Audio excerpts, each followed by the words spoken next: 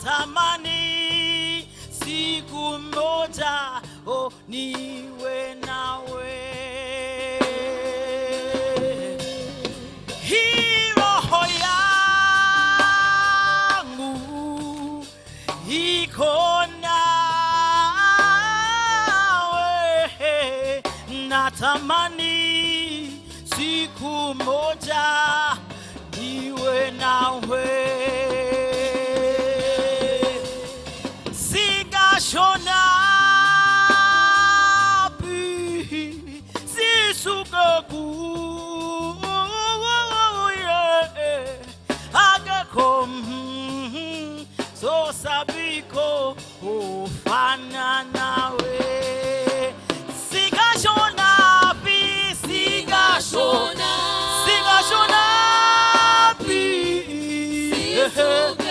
oh, sifuga muye agekomu sabiko oh, banana he sigashona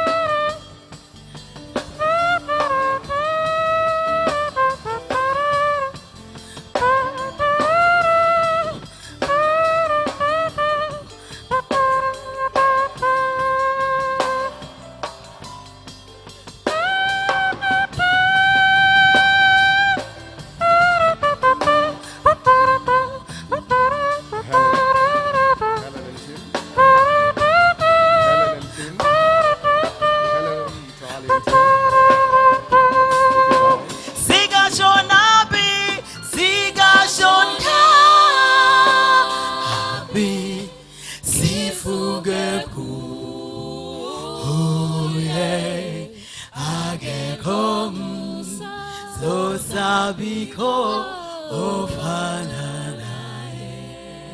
Natamani kufanana nawe. Hata mimi natamani kufanana nawe Helen. Lakini siwezi. I want to call the meeting to order. I'd like to very politely ask that we all stand up for the national anthem.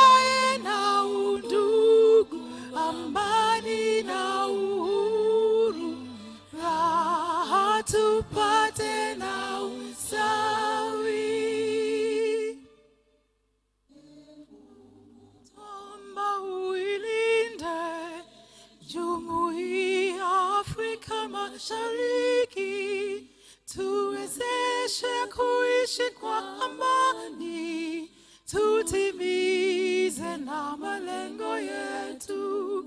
Jumuiya yetu sote tuilinde, tuwajibike, tuimarike. Umoja wetu ni nguzo yetu, idumu jumuiya yetu.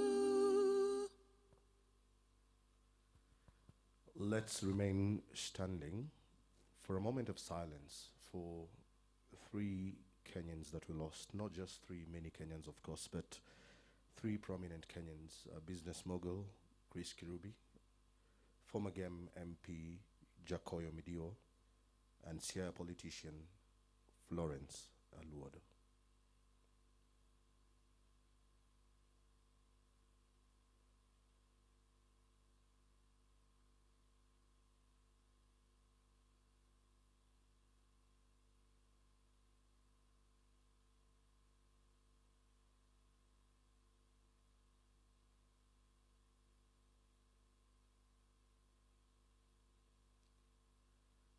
Thank you very much. You can have your seats.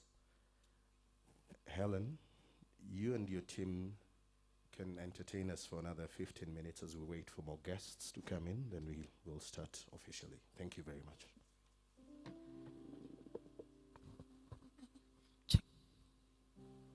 Vumela, Vumela, Vumela. I'm sorry, just a minute, I forgot we were to have a corporate prayer from Acting Director Joyce Ekwam. So, Madam Director, we can have the prayer first. Apologies for that.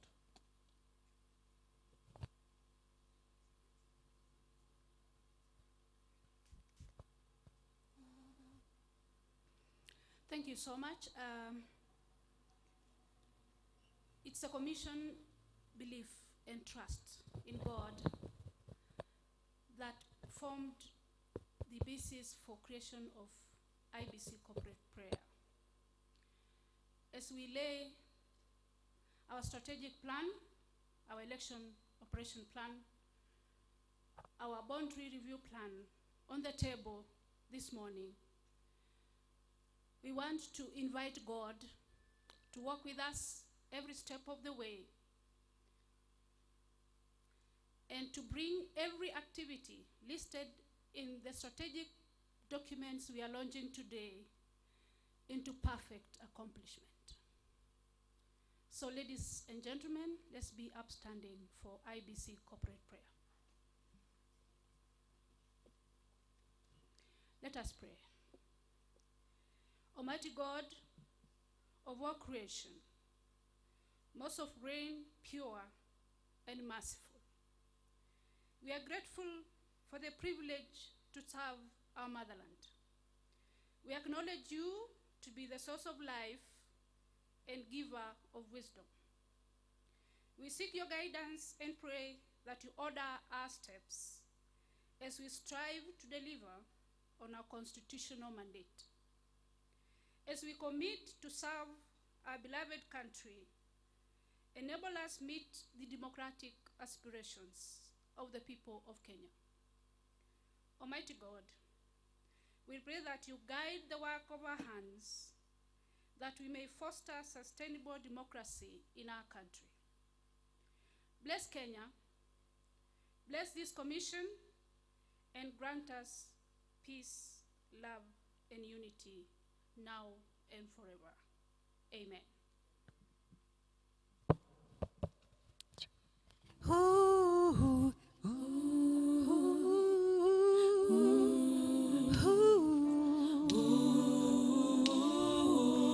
MC, usijali, ni kawaida ya binadamu kusahau. Tumekusamehe, mvumilivu, hula mbivu, usisahau tena. Biblia inasema 7 times 77, bado uko kwa 1. Vumilivu, hula mbivu, kama hawa kamera na video man, mutasimama mpaka mkutano ishe. Vumilia, tutakuvumilia. Hata nyinyi pia waimbaji mutavumilia mpaka nimalize kuimba wimbo. Vumilia, vumilivu, hula mbivu. Nikimwona yule ndugu yangu mzungu ninaimba Kiswahili, anashangaa ninasema nini. Labda nimesema kitu acheke, atauliza nimesema nini wewe. Duniani lazima kuvumiliana, vumilivu, hula mbivu. Oh, na kuona Mr. Juma, vumilia, kuna joto lakini koti lazima ungare nayo. Ili uwe kiongozi wa maana lazima uvumilie. Vumilia tu, vumilia mama. Vumela, Vumela, vumela, vumela, vumela, vumela moi twele. Vumela, Vumela, vumela, vumela moi twele.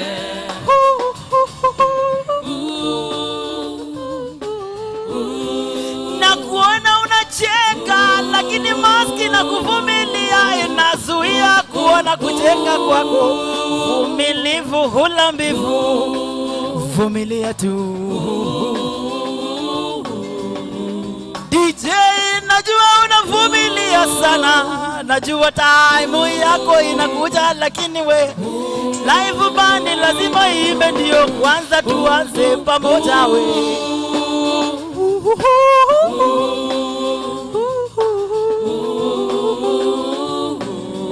IEBC strategic plan kuandika haikuwa rahisi, leo tumekuja kushangilia Kuna mtu hakulala, alikuwa anaiandika, alikuwa anaiwazia, alikuwa anaichorea, alikuwa anawaza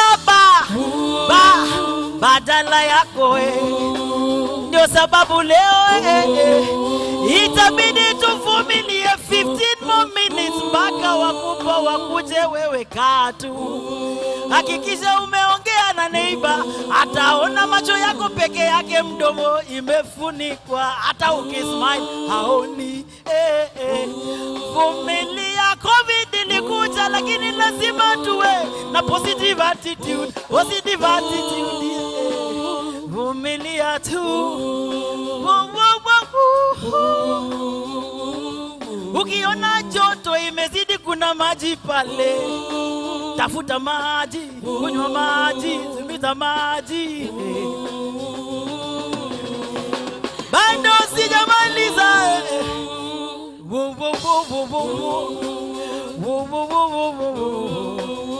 When we launch the IEBC strategic plan, we know somebody must vote, somebody must think of the future.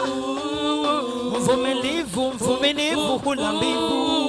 Avum vum, avum vum.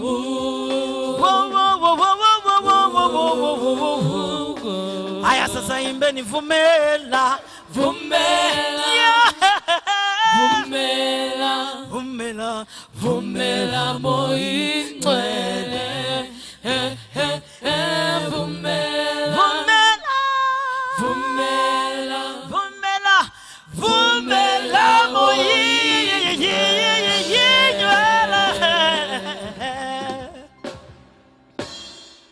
Gotire modo tedete kwedwa,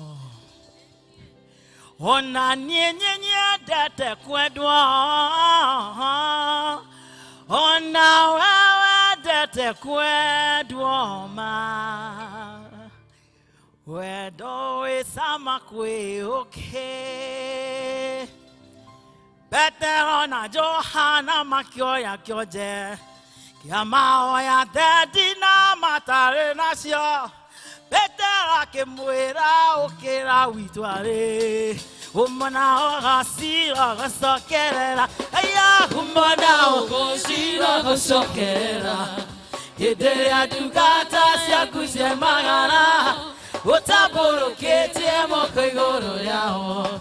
Umana ogasira gasokerera. Irio siakwa.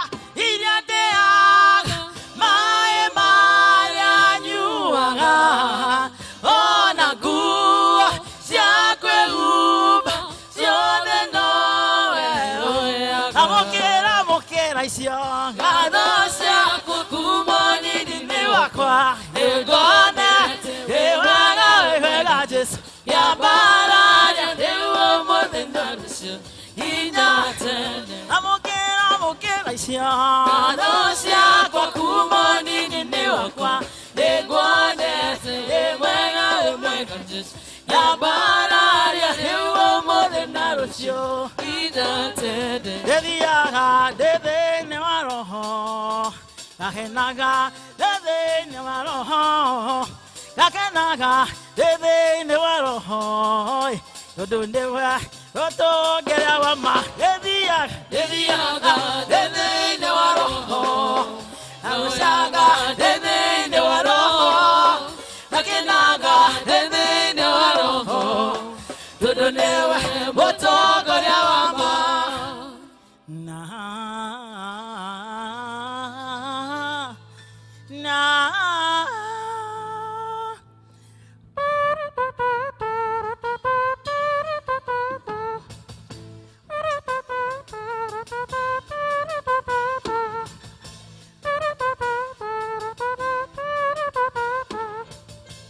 Ameki suti karenge, Yeshu kigongan karenge. Ameki suti karenge, Yeshu kigongan karenge. O Hiraja, O Masia, mere jivan ka sahara. O Raja, O Masiya, mere jivan ka sahara. Machenge, dum machadenge. Yeshu kigongan karenge. Machenge, dum machadenge. Yeshu ki dundan karenge.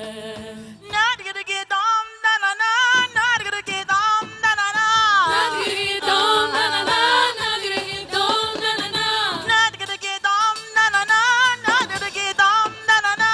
Not gonna get on, na na na, not gonna get on, na na na. Not gonna get on, na na na, not gonna get on, na na na. Not gonna get on, na na na, not gonna get on, na na na. Not gonna get on, na na na, not gonna get on, na na na. Not gonna get on, na na na, not gonna get on, na na na. Not gonna get on, na na na, not gonna get on, na na na. Not gonna get on, na na na, not gonna get on, na na na.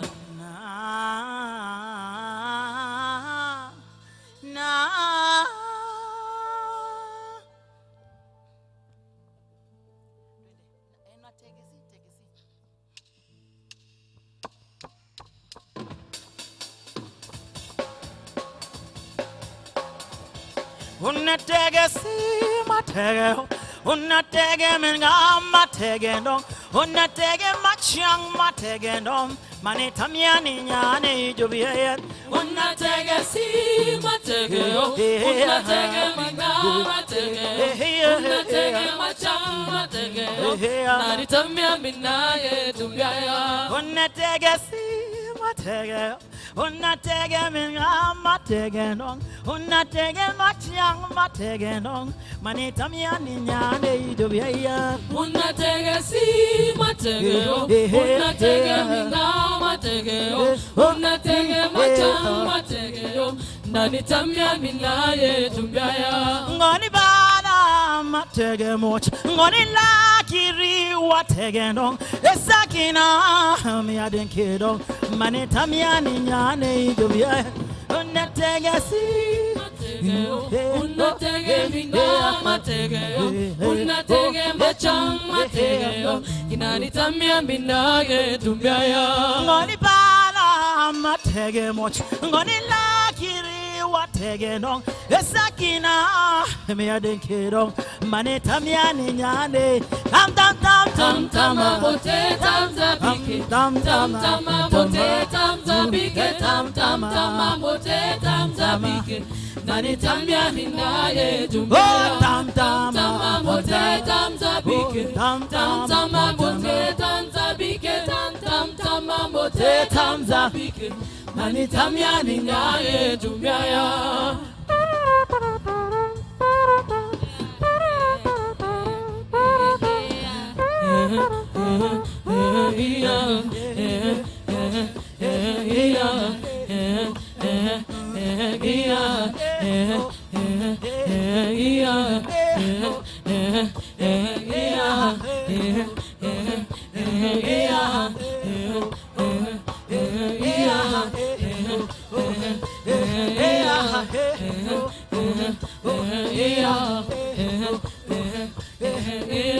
Oh yo, oh yeah yo, wolele yo, Oya yo, olele yo, oh yeah yo, wolele yo, oya yo, olele yo.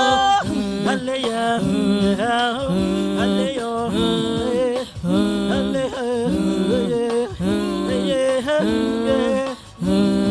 Aria Boreanda Binda boy, Aria Boreanda Binda boy, Aria Boreanda Binda boy, Ah, Sudayo Lido Yande, Aria boy and the binda boy, Aria boy and the binda boy, Aria boy and the binda boy, Ah, Sunele yo. Hariya boranda binda boy, hariya boranda binda boy, hariya boranda binda boy. Ah, suda yola yoyande. Hariya boranda binda boy, hariya boranda binda boy, hariya boranda binda boy. Ah, suda lale yo. Oh yo. Oh. Down net nele. Down net nele. Abata nele. Down net nele. Oh. Aya, aya. Amergusko. Amergusko. Aya etele. Down net nele. Down net nele. Abata nele. Down net nele. Oh. Aya, aya. Amergusko. Amergusko. Aya etele.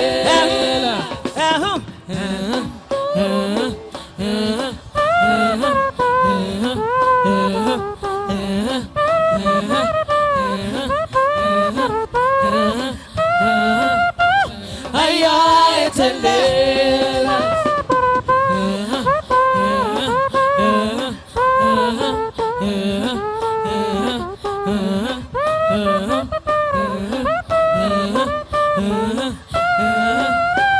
Aya etele. Down net nele. Down net nele. Abata nele. Down net nele. Oh. Aya, aya. Amergusko. Amergusko. Amergusko. Aya etele. Ngima lomba.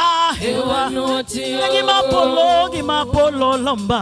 Ewanu atio ngima. Aero yeso. Ewanu atio. Aero yeso nikecho aranono. Ewanu atio ngima. Wanu wadi oka yeso. Wanu wadi. Adiera.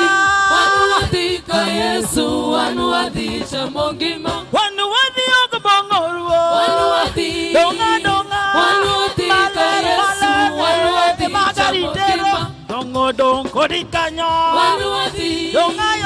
Wanu wadi ka Yesu. Wanu wadi chamongima. Chodo dongo di kanyo. Wanu wadi. Donga. Wanu wadi ka Yesu. Wanu wadi chamongima. Wanu wadi oka bongoruo. Wanu wadi. Wanu wadi ka Yesu. Wanu wadi chamongima. Wanu wadi.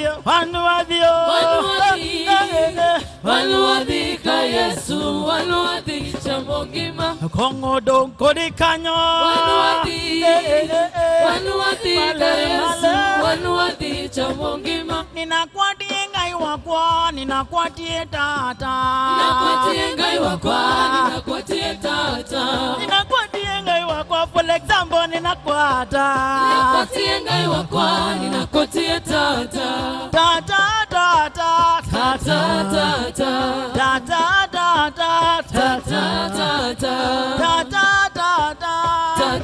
Tata. Iduni nigusio. Nekuseo pio. Iduni nigusio. Nekuseo pio. Kuna moko we. Kuna moko.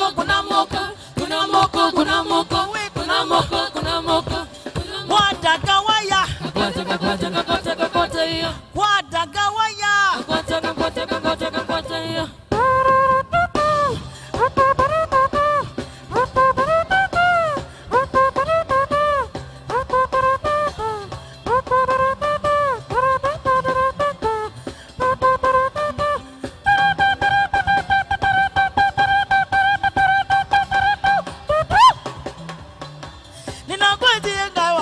Ninakwatie tata.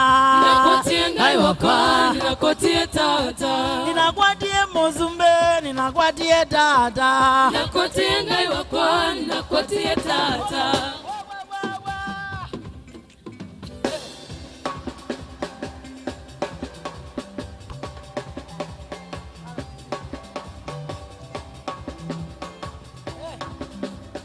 Masaiga Yesu kachiranga jenda. Saiga Yesu kachiranga jenda. Hallelujah, kachiranga jenda. Zinako. Hallelujah, kachiranga jenda. Mwigulu kwimbanga hallelujah. Mwigulu kwimbanga hallelujah. Mwigulu kwimbanga hallelujah. Hallelujah. mwigulu wembangale Sinako ongeza nguvu mwigulu wembangale mwigulu wembangale Yesu no mulai wanje Yesu no mulai wa monya Yesu ni wa mulai wanje Yesu ni wa mulai wa monya Yesu ni we mulai wanje Yesu ni we mulai wa monya Yesu ni wa mulai wanje Yesu ni wa mulai wa monya Onago IEBC tunayo strategic plan tunayo strategic plan tunayo olako ayaye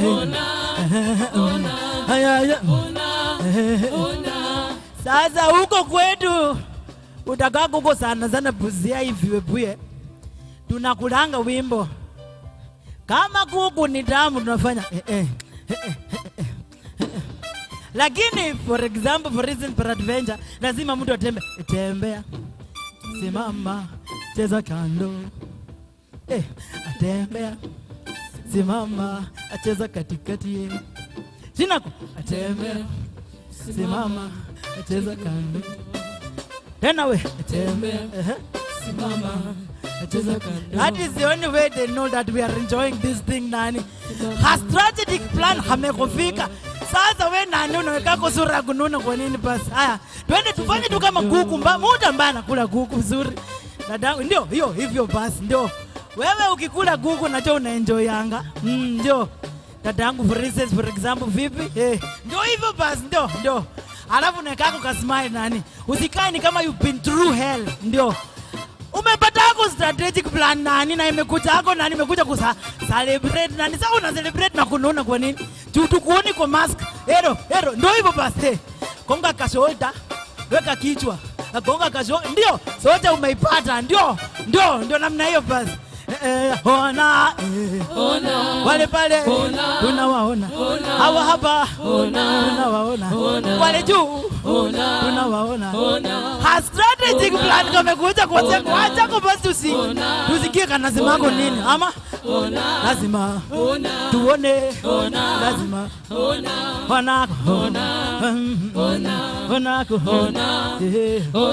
volako sipiki volako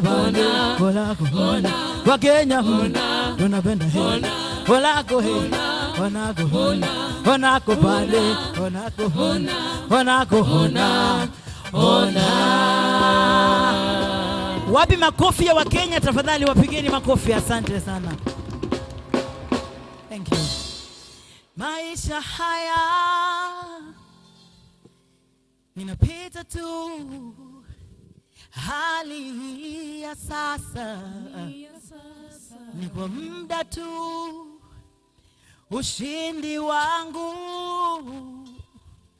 ukaribu nami mtetezi wangu yu hai sitabaki kama nilivyo sitabaki kama nilivyo sitabaki kama nilivyo sitabaki kama nilivyo silalamiki wala sikufuru najua ni darasa napitishwa imani yangu iko kwenye kipimo najua nitapita tu sitamani ya wengine wala sijilinganishi najua wakati wangu upo siogopeshwi na mapito ninayoyapitia na mwamini yule aliyeruhusu nipite sitabaki kama nilivyo sitabaki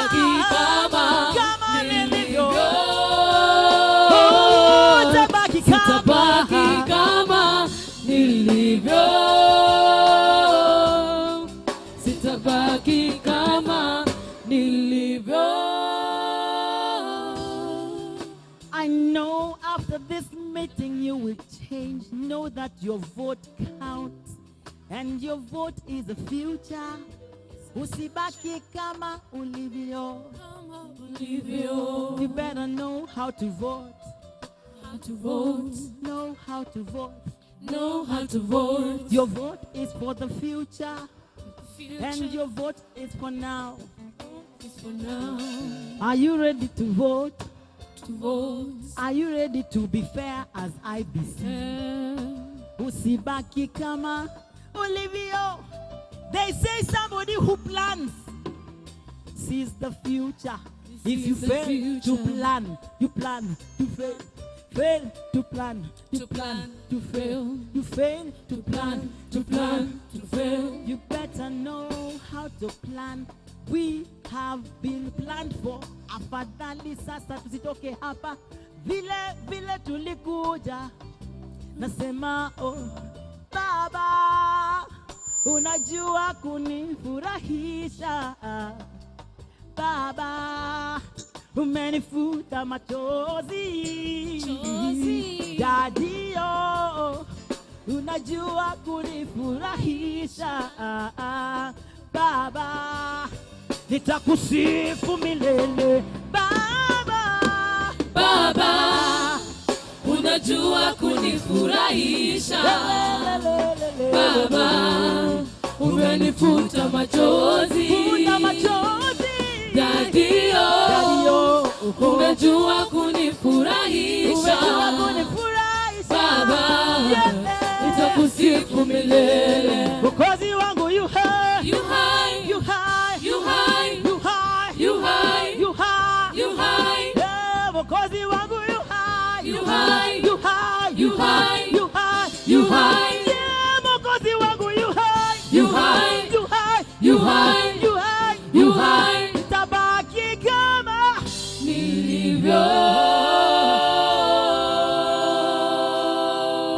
So, Evelyn Manjiro writes a song that says, celebrate Jesus, celebrate, and this time, we're not going to do this seated. You know the song, you don't know it, we got to celebrate. Strategic plan imekuja, we got to celebrate.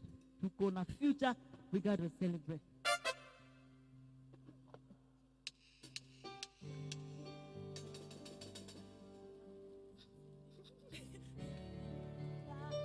Celebrate Jesus, celebrate Jesus. Celebrate Jesus, celebrate Jesus.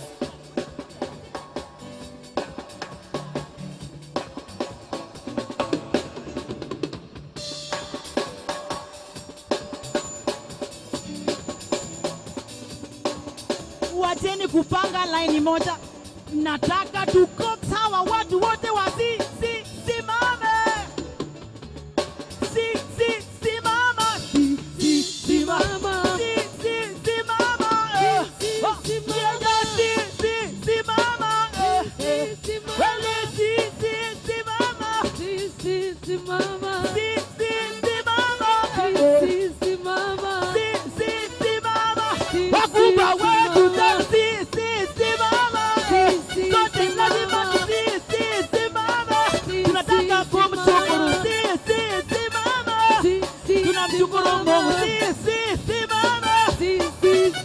Kabisa sasa makofi ya nguvu.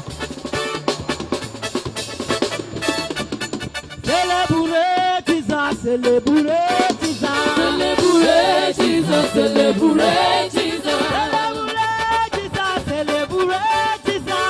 Celebrate Jesus, celebrate Jesus. Shangilia Yesu, shangilia Yesu. Shangilia Yesu, shangilia Yesu. Ametenda makuu, makuu.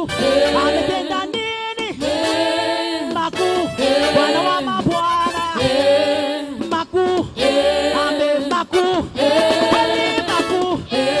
Moja nataka kusikia mkisema ni kweli, we celebrate goodness, okay? Okay. Ametenda makuu. Makuu. Ametenda makuu. Fanya nini?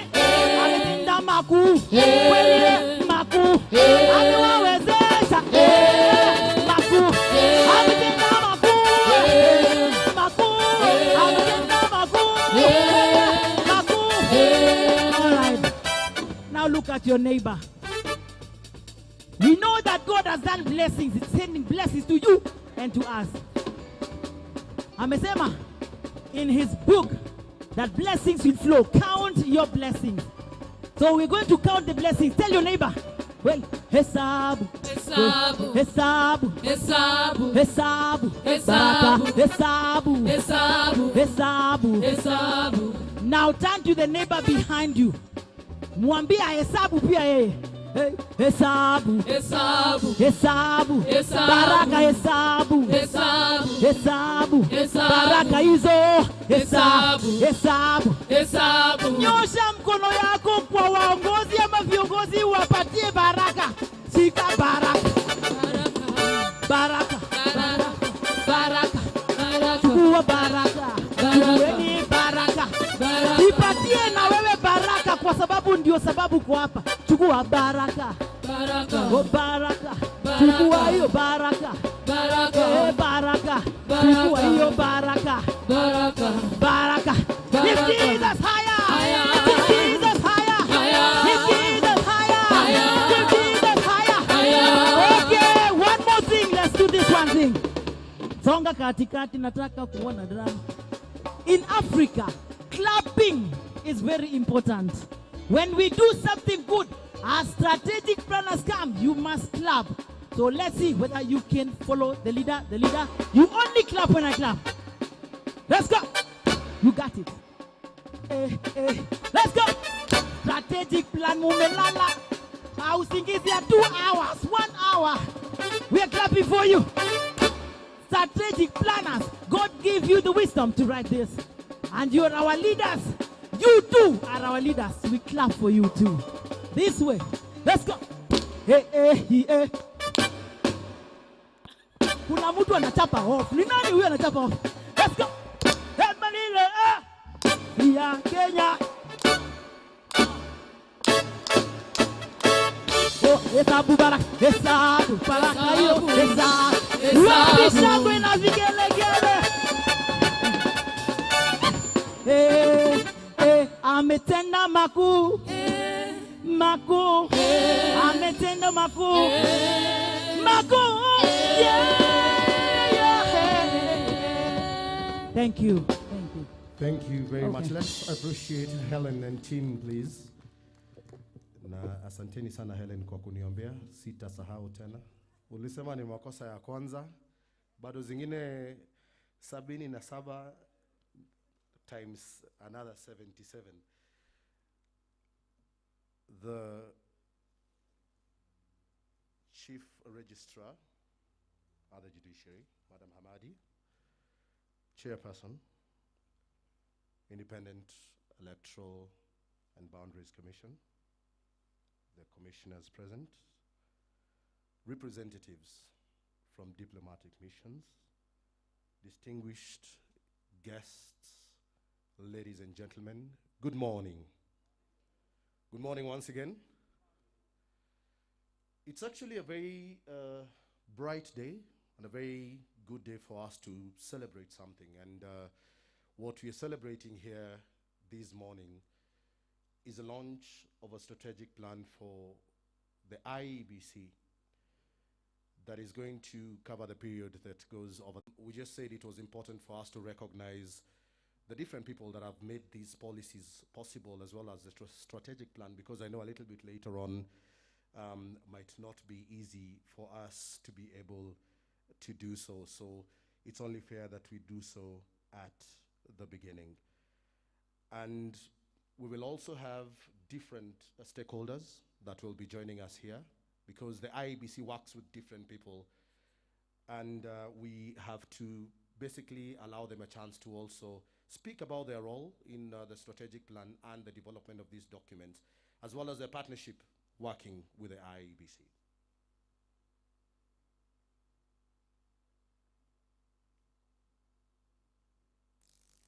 And Director Catherine Kamindo, please, for coordinating all these processes And I'm sorry, it's because sometimes the person who does all the bringing together, that person in the kitchen can be forgotten. But Catherine Kamindo there was coordinating all that. Let's appreciate her as well.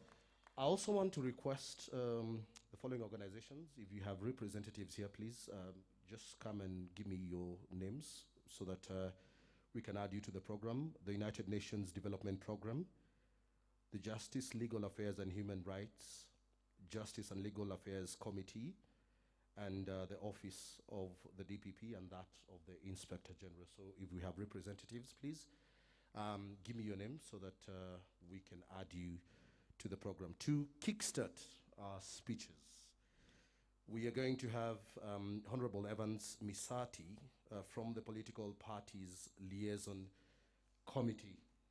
Karibu sana.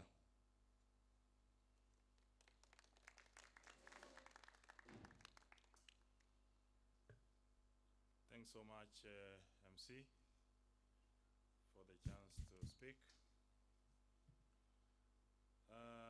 I want to adopt the protocol as spelled by the MC, and then proceed to my speech because of time. Members, my name is Evans Misati. I am the chairman of the National Steering Committee of PPLC.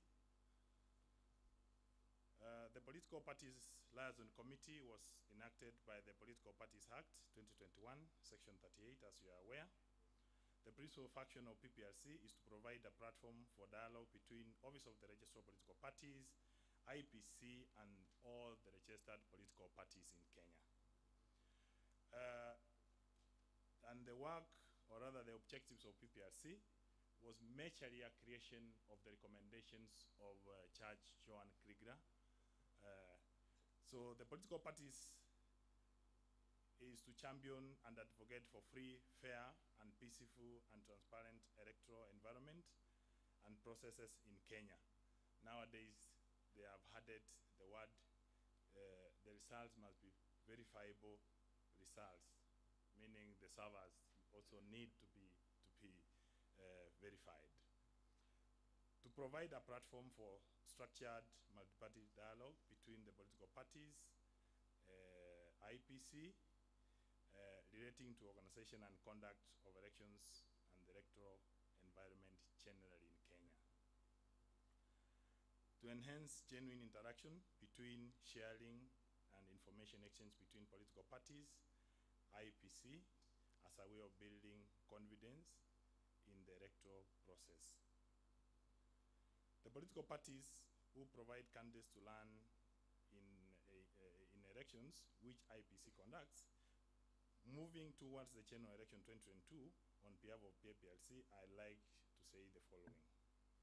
The Commission, IEBC, must be as clear and spotless as Caesar's wife. A good election does justice to the country. A bad election is an injustice to the country. The Commission must exercise its mandate to the fullest and delivering a credible poll to Kenyans. Anything else is not acceptable to the Kenyans. Let every qualified Kenyan be given an opportunity to participate. When political parties recruit members through the IPPMS, returns show that a large number of the members who are recruited to political parties are not registered and Kenyans, especially the youth. For example, we have several political parties which have recruited members, and the returns which we get monthly from the registrar of political parties, I've seen Anand here, who is the registrar, it indicates to us that those who are not registered, yesterday we say there are more than 4 million, but our records from the political parties, because we are the ones who have the list of members, it's more than 5 million members who are not registered as voters. We need to be very clear as a country, when do campaigns start? If we do not define this as a country, we will be in a perpetual campaign mood. We are seeing posters, billboards, aspirant recruitments, and mass rallies, all truth be said, are campaign activities. This puts disadvantage to law-abiding citizens who are obediently waiting for the official campaign period. If you give a voter money outside the official campaign period, it's regarded as an act of charity, not bribery. So those loopholes need to be sorted out with IEBC. During the just concluded by-election in Bonchari, observers noted alarming state of voter ignorance at a polling stations. For one instance, a BBOK observer filed a report with the party that some of the voters did not know what to do with the ballot paper. Upon voting, particularly the assisted voters, upon being assisted to vote, the lady literally walked to the door, leaving the ballot paper inside the box. So such are issues that need a lot of civic education to be done, further education rather. Political party agents are key stakeholders in the integrity of an election. When out of 13 candidates, only 4 agents signed that paper, it does not represent a good number that would show that representation has been done. So there's something that needs to be done. IEBC, we're hatching you. We look at the issues of agents, the training of agents and resourcing. How can agents be resourced? The Krieger report, as I said, warned against last time changes to the electoral laws.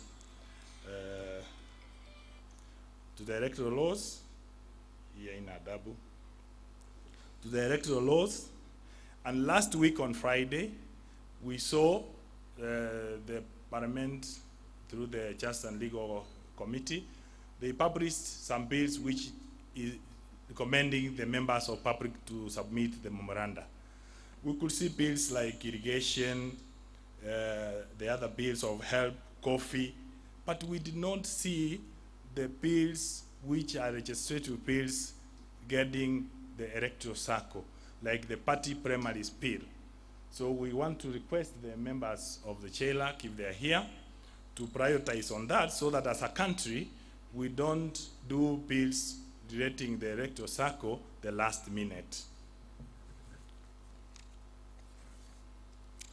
The campaign finance law is still out there. We are waiting for the last minute, as you are aware. What happened last time? So political parties, we are concerned about the campaign finance bill. This law will go a long way in bringing order to the chaotic witnessed during the party primaries. That is the party primaries bill. Today, Madam Chief Registrar, the political parties expect speed resolutions on dispute resolutions. And we are asking if PTD can be devolved to the counties, so that we cannot have somebody coming all the way from Mandera to come to Nairobi to have a dispute resolution resolved. That would save a lot of Kenyans the essence of moving from the counties. IEBC, I don't want to speak about procurement and testing. That one, I'm sure the commission, the way you are moving of late, we are seeing your work, and we believe that things should be done early enough to be able to be tested, to give confidence to the Kenyans. As you receive the new commissioners, we hope that there will be greater cohesion and teamwork and a commitment to duty for the welfare of the motherland. We need to see the departure from the past conflict and between the CEO and the commissioners. And we believe what we are seeing now, the commissioners are going to come to office. The other day I was looking at the kind of tests they'll be doing. We are going to have people even doing psychometric tests. That is for the first time in Kenya. And we believe those who will pass the test will be commissioned. CSU officers, the mamas decide to stay away from the polling centers. And that should be looked at, and that's why, as a stakeholder of the Inspector General, should look at that issues. That is not issues to deal with the CS Matiang'i. We expect the Office of the Inspector General, because they're the ones who deal with the deployment, to deal with those matters. We are witnessing increased levels of hate speech. We are surprised, for example, when someone tells another person, I will deal with you. How does that, the NSIC, regard this as not falling within the threshold of hate speech? There is differences between I love you and I will deal with you. You do not deal with the people you love. There is need for redemption of the term hate speech. The Cohesion Commission must reparate some of these parameters. NCIC, I want to tell you, my members, the politicians, they are shameless enough that shaming them does not change anything in their life. So, NCIC, we must look at the way we are going to address these issues. These are our members, I know them. We must try better strategies to deal with the politicians. First, we created for office. The other day, when we met with NCIC in Kis, I want to finish and say that, ladies and gentlemen, we are all Kenyans. Elections are not about politicians. We must all work together to make sure that the process is free and fair. Our results must be accurate and verifiable and transparent. Our electoral processes must deliver finality. This will allow the country, or rather, to do other things in the coming 5 years, instead of politics to the end. A free and fair election will result in good governance. Good governance will be in short term for the national unity and equity. Through the parrot, voters can solve the national pandemics, diseases, ignorance, and poverty. Through the parrot, voters believe they can give themselves the best leaders they desire. However, when the process lacks integrity, voter apathy and despair are likely to follow. Citizens will feel that their votes and democratic action of voting amount to nothing. You make up what your hours in the morning to go and vote, but when the election is not credible, then that means nothing. Finally, members, our country is going through a deficit of truthness, especially amongst our political class. We have noticed a growing trend around the world where citizens are subjected to a lie detector. Maybe now as Kenyans we may go that direction where we have lie detectors to use to vet our candidates, so that we may not have situations where people are lying all the time to the voters. I wish to end my speech by thanking all the people who have come here today. Political parties did not come because of the COVID-19 requirements. But as you can see in this hall, we are social human beings. There is COVID, but you can see the way we are, the sitting pattern we have. There is here, we leave the other space open, we leave all there. So we are social human beings. So we need players. This COVID, if it comes in a very bad way, the way we socialize as human beings, it will be very sad. So we need players, and I want to thank you for listening to me, and God bless Kenya.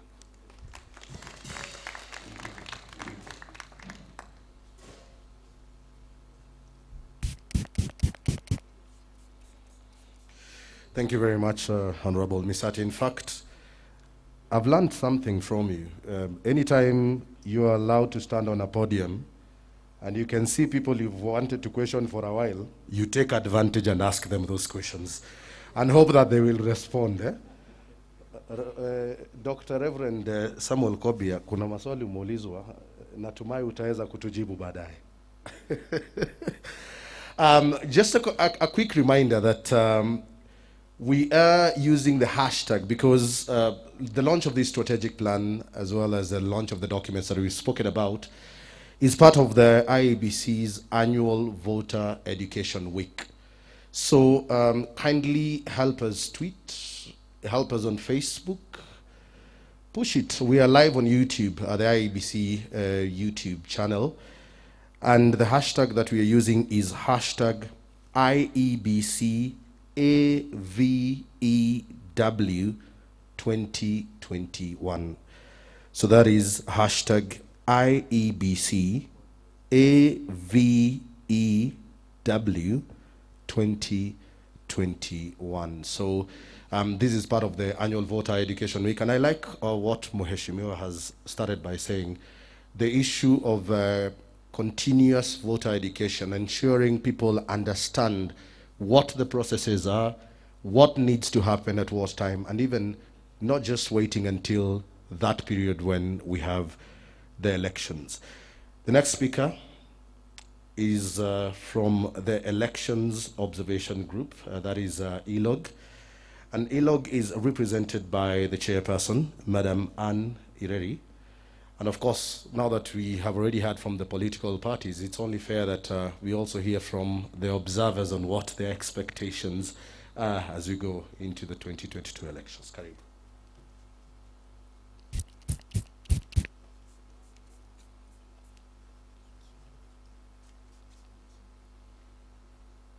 I wish to adopt the protocol observed by my earlier speaker. Distinguished ladies and gentlemen, good morning. Good morning once again. My name is Annie Reri. I am the Executive Director of the Federation of Women Lawyers, or FIDA Kenya, but also currently the chairperson of ELOG. And ELOG is a premier domestic observers group in Kenya, made up of over 15 civil society institutions who have been working very closely with the Commission. Thank you. Allow me to start by thanking the chairperson, who is our good friend at ELOG, Mr. Chebukati, for this invitation to this occasion. This indeed marks the good and cordial relations since the start of the ELOG platform in 2010 that has allowed us to share wide-ranging information that has supported both our interventions. We also want to thank IEBC for the consideration and uptake of ELOG's election observation reports and recommendations over the seasons of electoral cycles in Kenya that seek to enhance the credibility of the electoral processes. Indeed, the earlier speaker who has just alluded to some of the observations that ELOG has gone public about in terms of what we are witnessing as trends coming out of recent by-elections within our country. We also especially want to thank the chairperson and the IEBC by extension for gracing ELOG's occasions when called upon, such as last month's ELOG leadership meeting, where the IEBC chair was our chief guest. Thank you very much. ELOG, as a fraternity, appreciates the onerous responsibility vested upon the IEBC in managing and conducting elections in Kenya. We indeed appreciate the very difficult operating environment where, for instance, as has been mentioned, we seem to be, as a country, in a permanent campaign mode that starts right after the end of every election cycle. We particularly note that the coming elections and by-elections, as have been carried out, are taking place within the COVID-19 pandemic and the dynamics that this particular pandemic have introduced to the electoral processes. The 2020-2024 IEBC strategic plan is expected to guide IEBC through its delivery of the 2022 elections and other critical electoral processes, such as a boundary delimitation process. We note that the implementation of all the activities proposed in the SP will particularly require the full support of critical stakeholders such as Parliament, judiciary, related agencies, and other authorities such as the Registrar of the Political Parties, who we note is present. We therefore call upon these stakeholders to support the Commission as it delivers on its mandate for the people of Kenya. As ELOG, we trust that using the articulated strategies, the Commission will deliver on a people-focused framework of conducting electoral processes that not only inspire public confidence, but also promote Wanjiku or Atieno's ownership of her electoral processes and their eventual outcomes. ELOG's election project in the current electoral cycle aims at promoting one, electoral justice, participation, transparency, and inclusive electoral processes through a sustained effort that will seek the partnership of all electoral stakeholders, including the Commission. And we do note that the key stakeholders are present today, and that is indeed very welcoming. As I conclude, I wish to note that ELOG, established as a citizen election observation platform, will continue to invest and provide data and information that is impartial, accurate, and objective in order to promote the integrity, clarity, and fairness of our elections in Kenya. ELOG joins other stakeholders present in congratulating the IEBC during this auspicious occasion of the launch of the 2020-2024 strategic plan alongside other critical documents as have been articulated, and wish you the very best in the implementation. Thank you very much, and God bless Kenya. Thank you.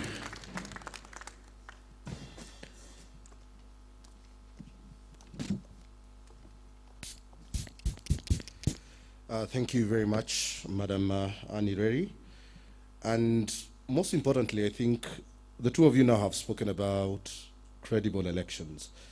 And that those are the first two speakers. And there's a question I tend to always ask myself. And that is, when you talk about the credibility of an election, does it matter really if your party is winning or losing? Because what we've seen, and not just in this country but globally, is the fact that we will only call an election credible when we are on the winning side, but when we're on the losing side, again, it becomes a bit tricky. So we need to have that embracive culture when we tell the IEBC to have credible election, at least for us to be able to look at it from both sides, that of winners and losers as well, because at the end of it's a win-win situation, as long as we have a successful election. The next speaker is from the Council of Governors, and the Council of Governors is represented by Madam Irene Ogamba.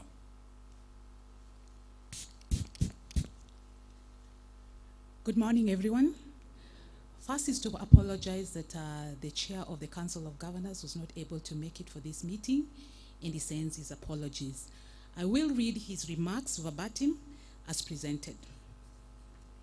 The Chief Justice and President of the Supreme Court, Lady Justice Martha Koome, in absentia and represented by the Chief Registrar, the Chairman of IEBC, Mr. Wafula Ochebukati, the IEBC Commissioners, distinguished guests, ladies and gentlemen, good morning. As the chairperson of the Council of County Governments, I consider it a great honor and privilege to be invited to participate in this very important event of the launch of the Commission Strategic Plan 2020-2024, operation plans which include the Boundaries Review Operations Plan and the Elections Operations Plan, as well as your internal procedures manuals. This invitation is a recognition that the county governments play a critical role in the electoral processes. First, let me appreciate the role of the IEBC in realizing the prosperity of our democracy. As an electoral management body, it is responsible for conducting referenda and elections to any elective body established by the Constitution. Other roles of the commissions include continuous registration of citizens as voters, the regular revision of the voters' roll, the registration of candidates for election, voter education, the facilitation of observation, monitoring, and evaluation of elections, the investigation and prosecution of electoral processes, offenses by candidates and political parties, as well as their agents. Ladies and gentlemen, effective execution of your broad mandate, and important indeed, requires close collaboration, goodwill, and participation of key stakeholders, including the county governments. It also requires deliberate efforts aimed at producing decisions and actions that shape and guide the Commission, what the Commission does, how it does it, and where it will be in future. Ladies and gentlemen, as the Commission launches these very important documents, it is my sincere hope that these important instruments will guide the Commission and steer it to achieving its vision of a credible electoral management body that meets the democratic aspirations of the people of Kenya. I wish to state that your vision resonates with the vision of the Council of County Governments, which is to provide a prosperous and democratic counties delivering services to every Kenyan. I wish to associate with the words of Thomas Jefferson, which says, an enlightened citizenry is indispensable for the proper functioning of a republic. Self-government is not possible unless the citizens are educated sufficiently to enable them to exercise oversight. It is therefore imperative that the nation sees to it that it has suitable education that is provided to every citizen. As county governments, we will lend support to the Commission in realizing its mandate of effective voter education. We will support the Commission in ensuring proactive collaboration, awareness creation, and constructive dialogue with the people in the counties when there is need. This is in fulfillment of the Article 10 of the Constitution, which requires public participation in key decision processes. It is my conviction that this strategic plan being launched today has demonstrated that it has provided for a participation for the people of Kenya. Further, that the plan provides a strategy to enhance coordination and quality assurance in delivery of voter education. I am aware that the Council of Governors and the Commission are in the process of developing a framework for collaboration. It is my sincere hope that the memorandum of understanding can be finalized and signed to pave way for implementation. To the chairperson of IEBC and the entire IEBC fraternity, I wish to state that good strategies in themselves do not deliver on the mandate. Delivery of your mandate will require leadership that seeks the public good. I have confidence that as a commission you have done some internal reflection and established what are your strengths, your weaknesses, opportunities, and threats. That by this strategic plan that you're launching today, you have come up with practical, action-oriented guide based on an examination of internal and external factors that directs goal setting and resource allocation to achieve a meaningful election system. We look forward to a time when the electoral system will win public trust to the extent that losers will happily concede and winners will proudly assume office. A time when leaders will not spend months or even years defending cases of claims of irregularities in the electoral processes. This will save the country from animosity, financial loss, to mention but a few. It will also allow the leaders to focus on delivering their agenda from the first day in office. Esteemed ladies and gentlemen, we as the Council of Governors urge all the stakeholders to support the Commission in achieving its mandate. You all are critical players, and unless you undertake your respective roles, then the aspirations of the people of Kenya for a democratic society will remain a pipe dream. To the Commission, I wish you well as you embark on another phase of your journey driven by the new strategic focus. Asanteni na Mungu awabariki.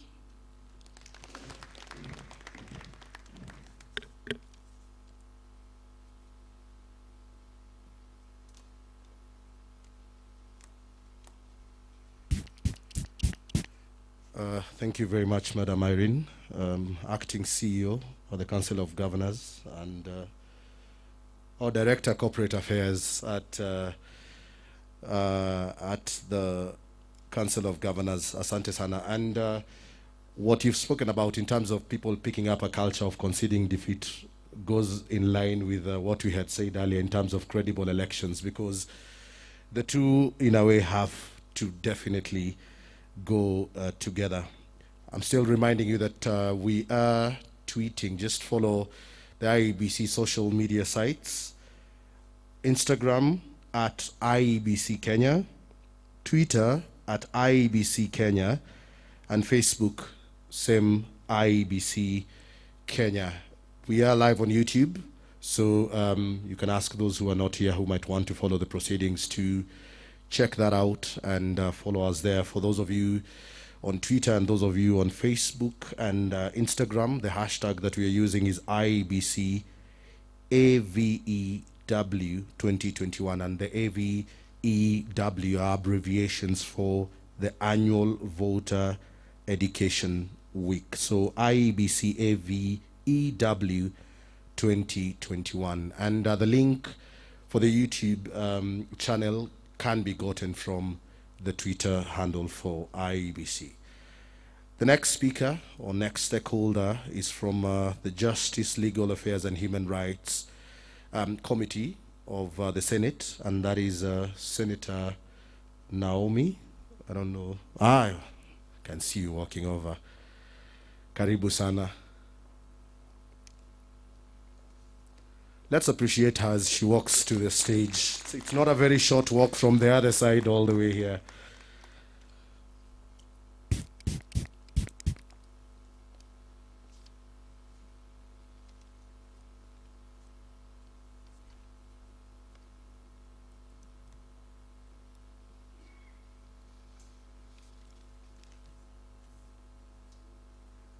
Thank you so much.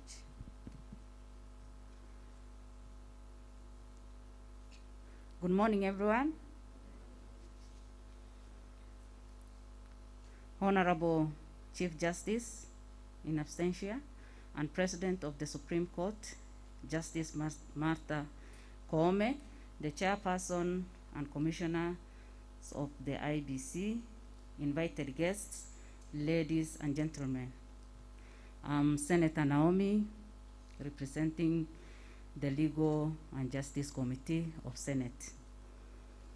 I'm pleased to join you today as the IEBC launches its strategic plans, operations plan, boundary review operations plan, and policy manuals to guide its internal operations as an election management body.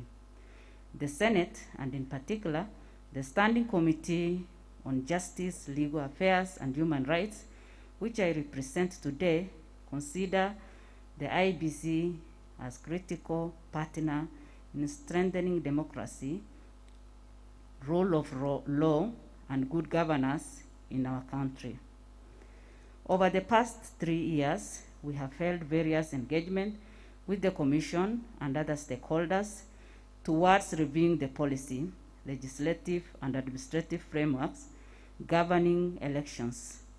The Senate has also considered various bills relating to the mandate of the IEBC and the conduct of elections, the latest of these being the IEBC Amendment Bill of 2019, which paved the way for the ongoing recruitment of commissioners to fill the vacant slot in the Commission. And for your information, Primary Parties Bill is also in the process, sponsored by one of us, Senator Maura.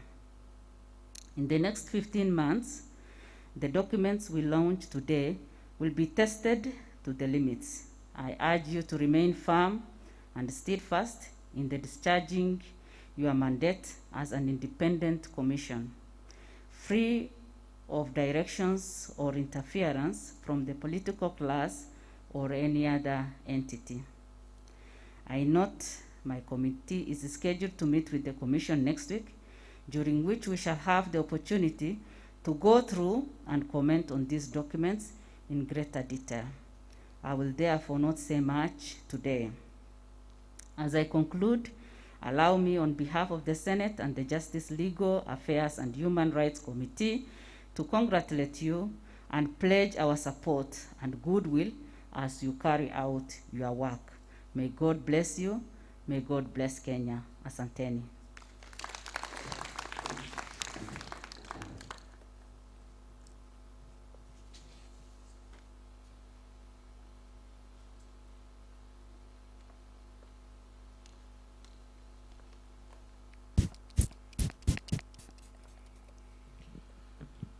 Asante sana, Senator, for those words, and also the challenge to the Commission on standing true to what your mandate is, and just ensuring that the processes next year are going to be done in a manner that the Council will look back at itself and actually be proud of everything that they do. And that is, of course, from the basis of the documents that are being launched today, because most of these documents are going to literally determine how the Commission is going to operate in its affairs over the next few years.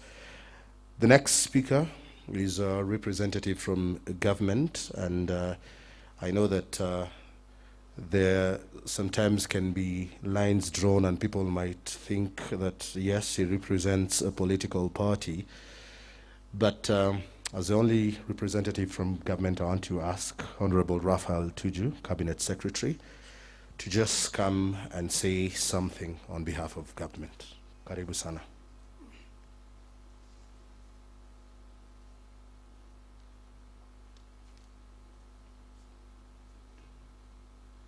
I didn't see you spray this time.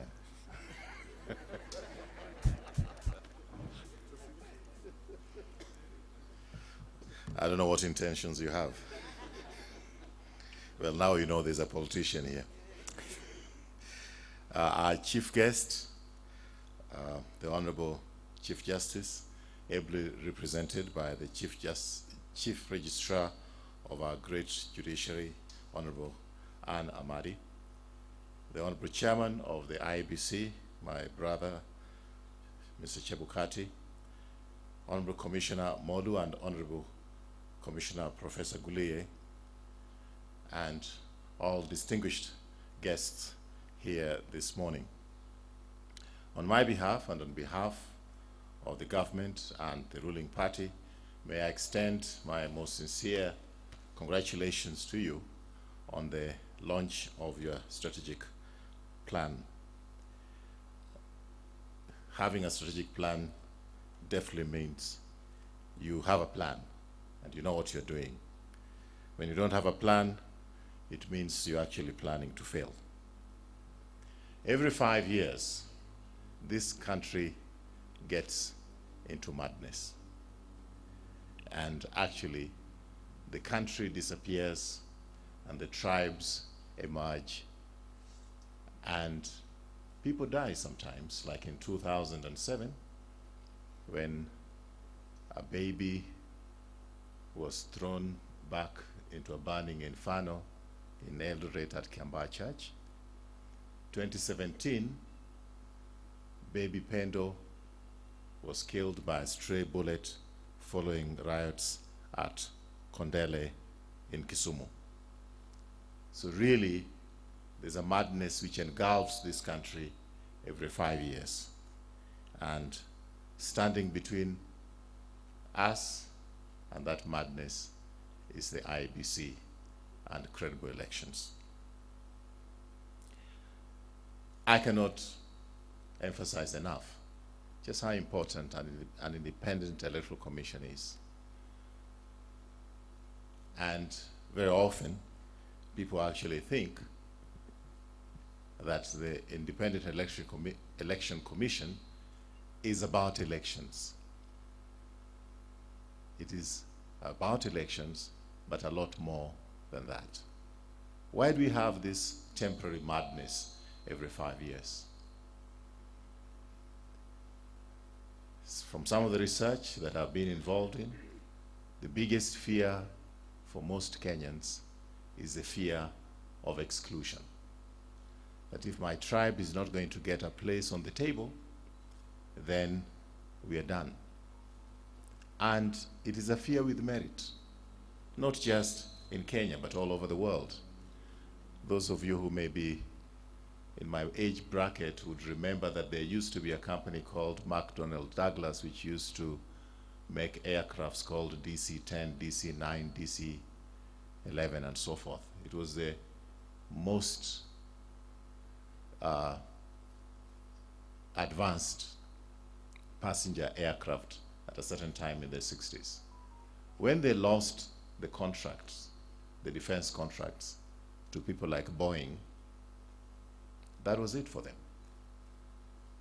The government is the biggest trading partner. IBM became IBM because they won the Apollo project. That's why these days we're talking about IBM compatible.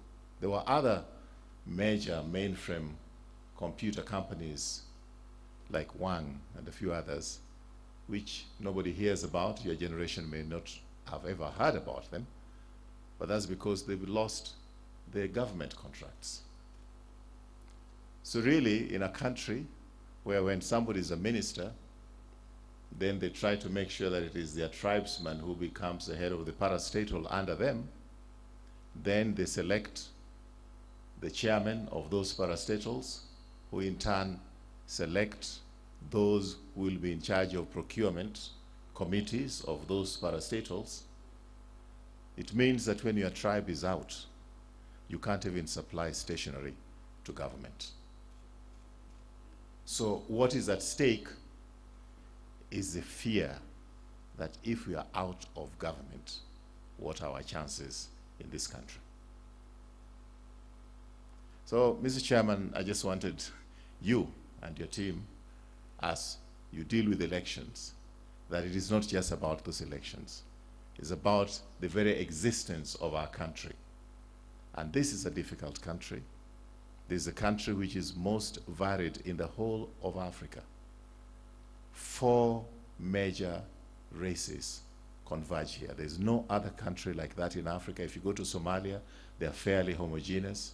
If you go to Ethiopia, fairly homogeneous compared to our country. If you go to Tanzania, virtually everybody there is Bantu. If you go to South Africa, virtually everybody is Bantu. You come to Kenya, you have the Nilotes, you have the Somali stock, you have the Boranas, then you have the Bantus, and there are very few countries in the world where that kind of diversity has managed to live together in peace. Indeed, in Europe, when the tribes of Europe, the Germans and the French and the British all decided to fight within this lifetime of many people, in 1939, 1945, 45 million people were killed. So in Kenya, when we had our unfortunate situation of 2007, 1,300 were killed. We don't want to ever go back there again, but I can tell you that management of diversity is the biggest challenge that we have in this country. It can go up in smoke, and I can see Reverend Kobia is there. He's got one of the most challenging jobs in this country. Requires a lot of tact, and I wish him well.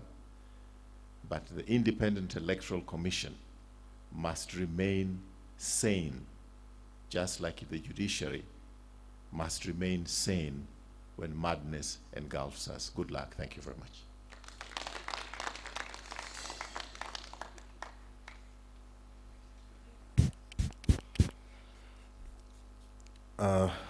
Thank you very much, Honorable Tuju.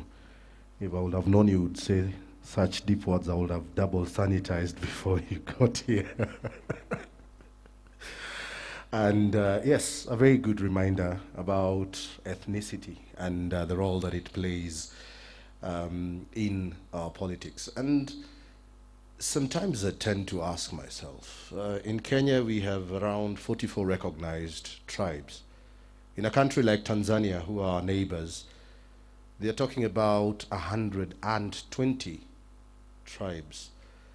Yet we have that one unifying language there. So where do we go wrong? What can we do to ensure that at least we have that togetherness that we have right now, the togetherness that we have today, that it doesn't get compromised in 15 months?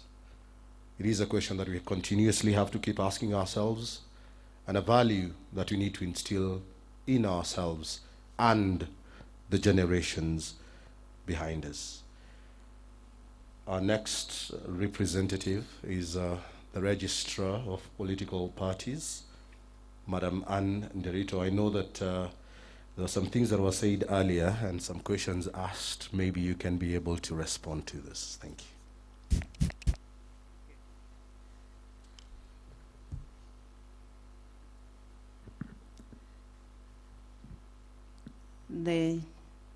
The guest of honor, Chief Justice represented here by the Registrar of the Judiciary, Anna Mandi, the Chairman of Independent and Electoral Boundaries Commission, commissioners present, and all distinguished guests, ladies and gentlemen, good morning. Well, it's good afternoon. Just on the boundary of the afternoon, I want to first of all thank the IEBC and congratulate them for the documents they are launching today, including the strategic plan the operational plan, and other very important internal documents. I want to recognize our cordial relationship that we have had with the IBC and the Office of Registrar of Political Parties. And having worked with IBC also as a person, and having also traveled across the world in observation of elections in various countries, I still recognize the institution called IBC as one of the most well-structured and well-harnessed and resourced, and also with a proper system in management of elections in the world. And I'm speaking also as an election practitioner, having practiced elections and still practicing in my role as registrar of political parties. I want to say that voter education is very critical in the electoral process, and the importance of this particular week that we are launching, Voter Education Week, today, and the activities that have been lined up for this particular week cannot be overemphasized. Voter education should always be geared towards elimination of election violence by informing all the stakeholders and clarifying their rules on exactly what they are supposed to do towards elimination of election violence. Because that is the greatest vice that can affect a country and affect livelihoods and affect people directly and affect credibility of elections. Such a week is also very important because it clarifies the roles of various stakeholders, including the aspirants and also our esteemed customers, the political parties and the political aspirants, in the role that they play significantly in the electoral process. We know clearly that political parties play a very significant role in enhancing democracy and clarifying the different policies that are needed to govern a particular country.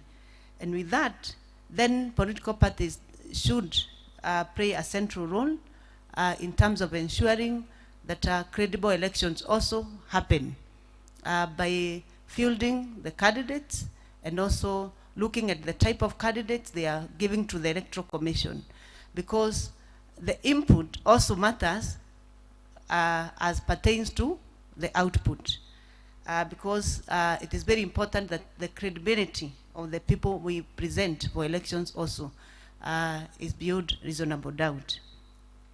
Voter education and a week like this also should take time to clarify the various timelines that elections calendar is expected to take. And I'm assuming that part of the operation plan is to ensure that the timelines are clear from now going to 2022, and what exactly should various stakeholders will be able to do, and especially the aspirants, to clearly understand at what point they come in.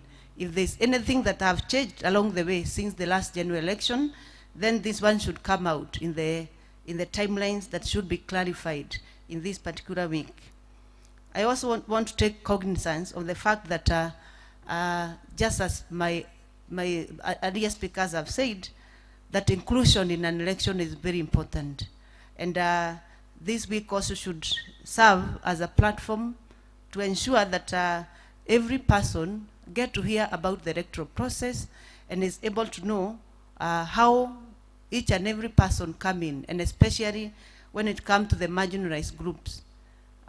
We have experienced before, and we still are experiencing, a problem of representation of people with disability, a problem of representation of women, especially in electoral politics. We are still experiencing some of marginalization 50 years after independence, 50 plus years after independence.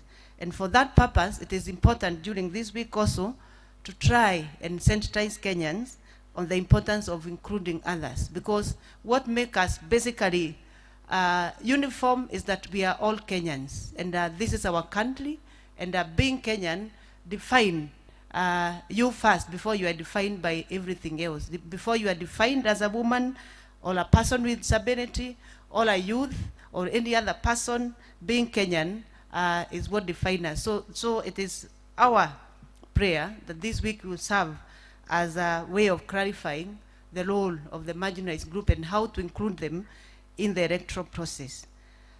I want to also reiterate and note that in our collaboration as Office of Registrar of Political Parties with IEBC, we still expect that we shall work together and continue working together as we have always done, to ensure that the training of agents of elections is well coordinated and well done, so that the credibility of elections continue to improve each and every other time.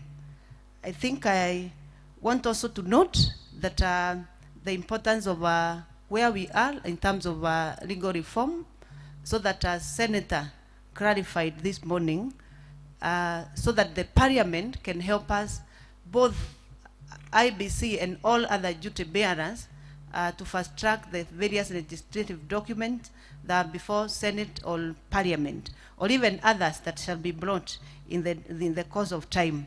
Because part of what we experience as election practitioners and duty bearers is that sometimes we find legislation coming too late in the day and therefore affecting the process. I want to thank IBC and even for continuing the good work of voter education and ensuring that every Kenyan this particular week, in one way or another, will get to hear about the electoral process. Thank you very much.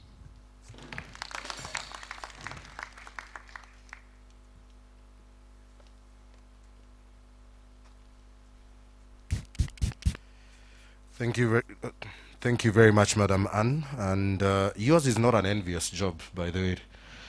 Trying to keep up with the many times we change political parties, the many times we are not sure, once nominations have passed, whether we still want to ride the same boat or we want to jump ship, go into another party.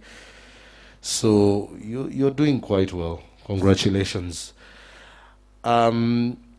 A quick reminder again of our hashtag for the day, hashtag IEBC AVEW 2021. And a polite reminder that we are live on YouTube.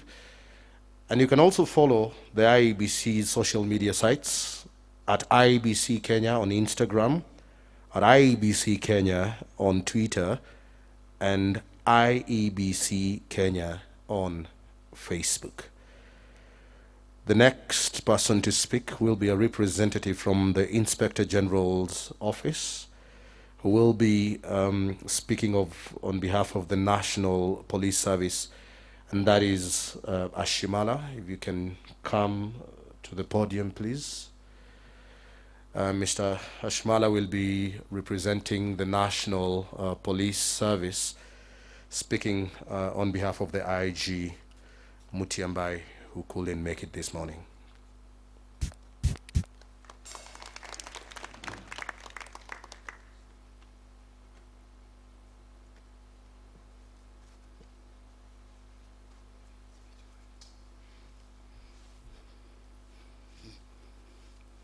Thank you very much, Bwana Master of Ceremony.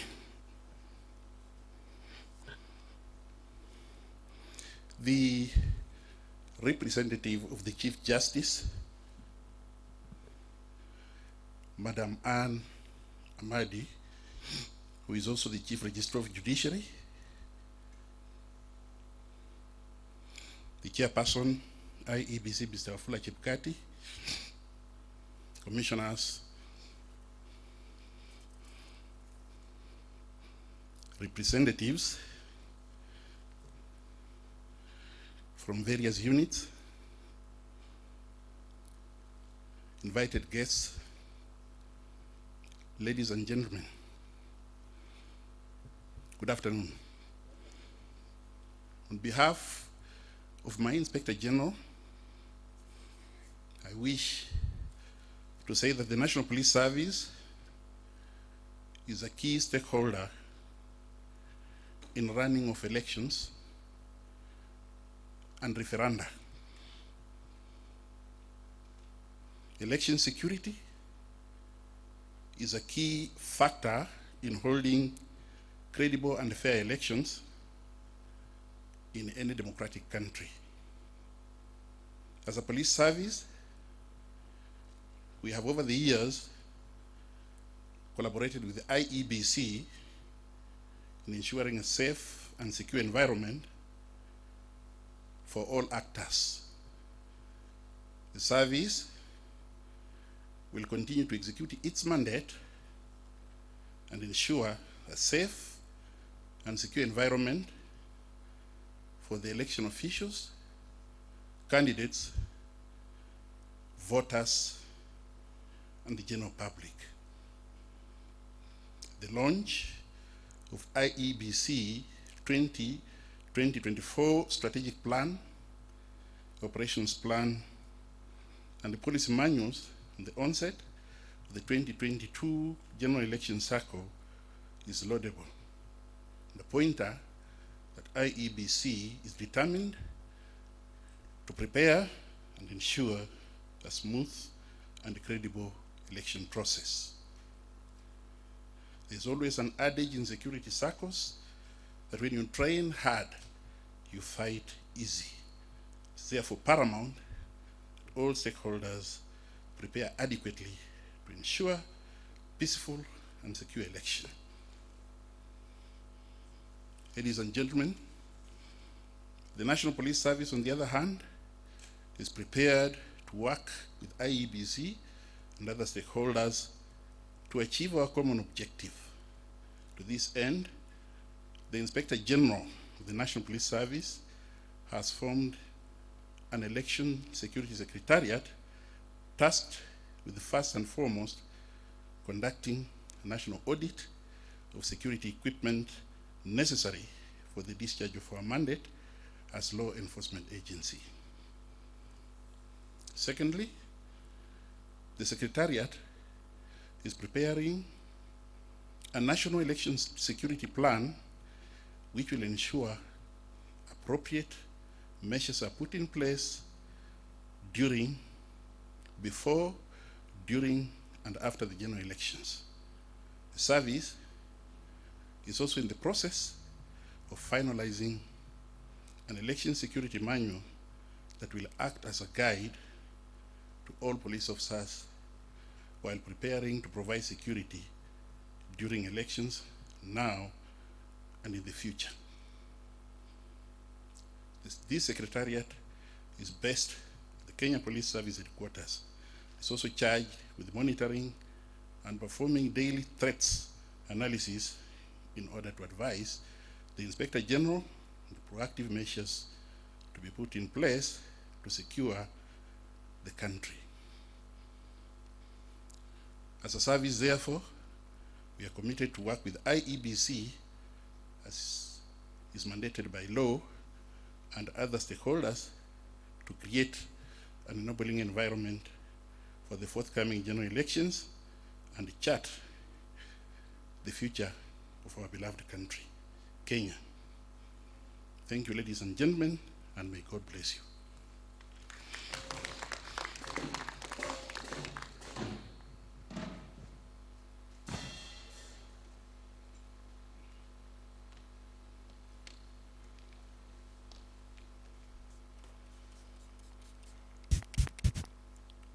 Thank you very much, Bwana Shimala.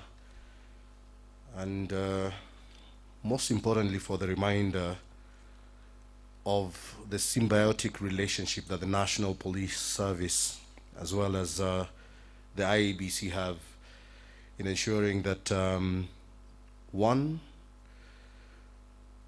people's votes are protected, the candidates are protected, and the whole issue of the elections, and also boundary delimitation. And I know that's the one thing that we've not spoken a lot about today, because we keep on talking about how emotive elections can be, but we forget that even the whole issue of going to affect people's boundaries sometimes can be a very, very emotive issue. But maybe the reason why most of us don't talk about boundary delimitation is the period within which it happens, because it happens between 8 to 12 years as per the Constitution. And interestingly, maybe this might come from the CEO later or the chair, it would be interesting to learn what happens now that next year is an election year and we are already due for boundary delimitation. I'm just taking cue from the first speaker, who realized you can ask questions when you're standing here. And yeah, to just know how does the process get affected, what exactly happens. That's just some of the things that we educate voters about out there. Our next speaker is the chairperson of the National Gender and Equality Commission, Dr. Joyce Mutinda. And I know gender also is a very critical bit when it comes to elections, so we can hear what her thoughts are on the same.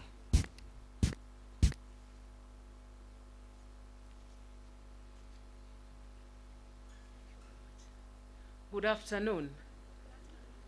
I've already been told that gender is very emotive, and for that reason, just before I do the salutations, I want to draw our attention to one fact.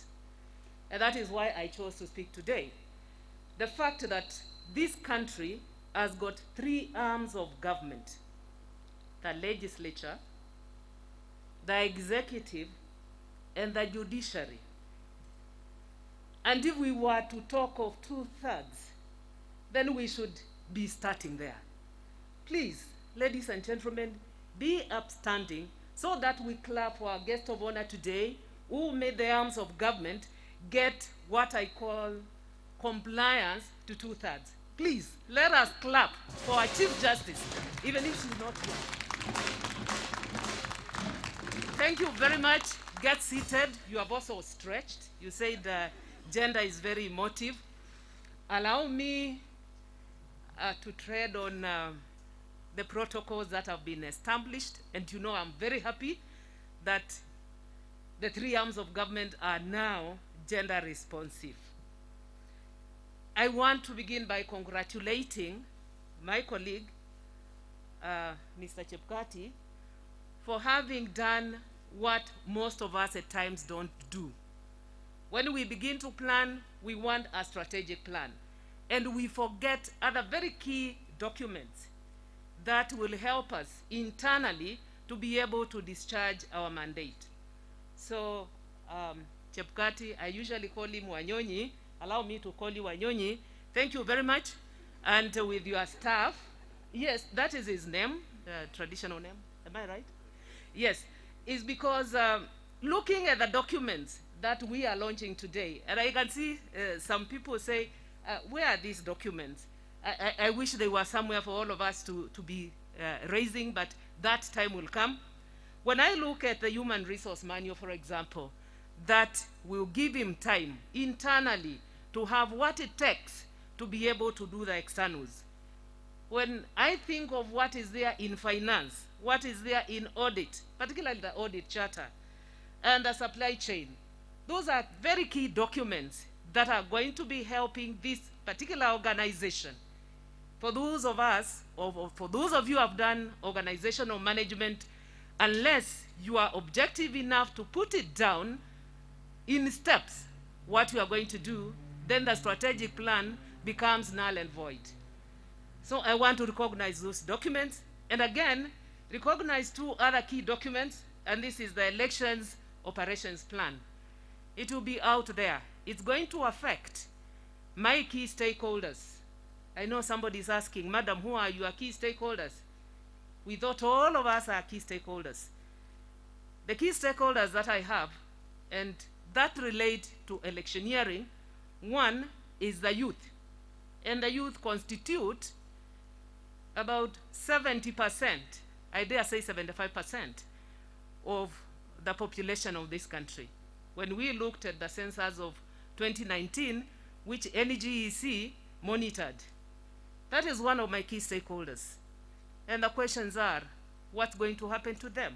What about their representation? What about their participation? Will they only participate in throwing stones? Will they be misused? Or will they be given that which the Constitution of Kenya, Chapter 4, gives them? I hope the later is what is going to happen. My other key stakeholder is the women. People have been saying they are given nominations because they don't participate. I ask, and I want to repeat to ask Kenyans, when you are throwing those stones, when you are abusing your mother and your sister, when you are making it very difficult for them even to campaign, how do you expect them to get the positions? Please, let us have some playing ground that is a little bit leveled. For the youth of this country, I want to call upon them to respect their mothers and their sisters. That is what it is. Could be your grandmother. I don't think anybody will raise a stone and throw at their grandmother. And therefore, that person, you should relate with them. For those of us who are husbands, please support your wife, your daughter, your mother. Because it's only through that that we shall get where it hurts most. And that is the 50-50, not even 2/3. And that is what COA is asking us to do. My other group is usually the PWDs. My heart bleeds when I go to a polling station and then there is this man or this woman who is visually impaired. And then they are told, you see, somebody is going to assist you. And the person assisting them, God forbid, belongs to ODM when this particular character is Jubilee or any other party.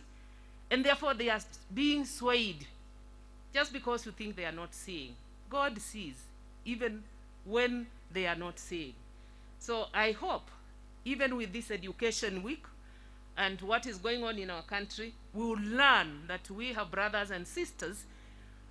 I keep on telling my colleague, who may not even have the finger to use in that gadget, and they want to participate.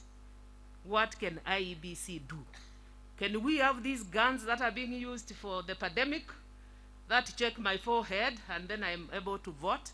Is food for thought. We need to give everybody a chance. My other group, and which tends to be marginalized in a very special way, is the older members of society. Today, we are observing the World Elder Abuse Awareness Day.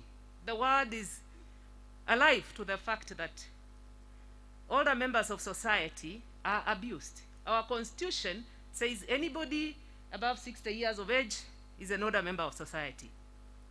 How do we abuse them?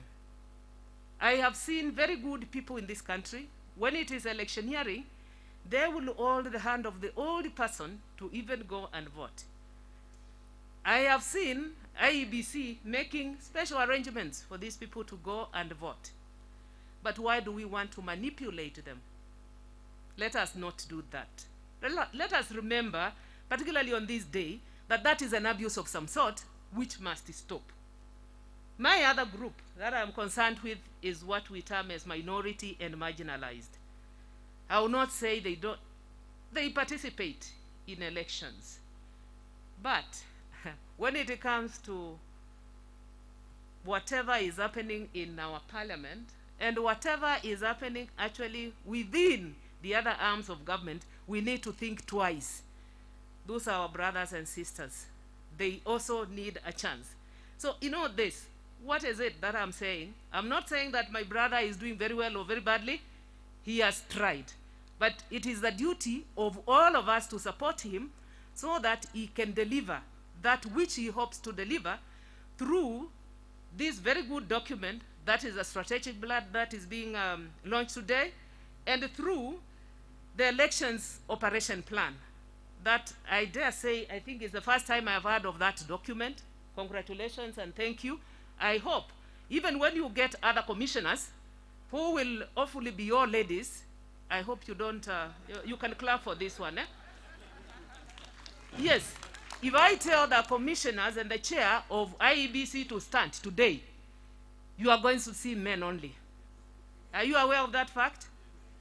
So as I stand here, I would be right to say those who left the commission were 3 ladies and 1 man. So we are expecting ladies to come back. And I want to call upon our good sister, Dr. Muli, and our panel to give us the ladies who went away. And since you will say I'm discriminating, there was 1 man who went away, but we can always do with 4 ladies. I think this is this is an open position. I've been asked what I've done about it. And let me say I've interacted with that panel, one-on-one.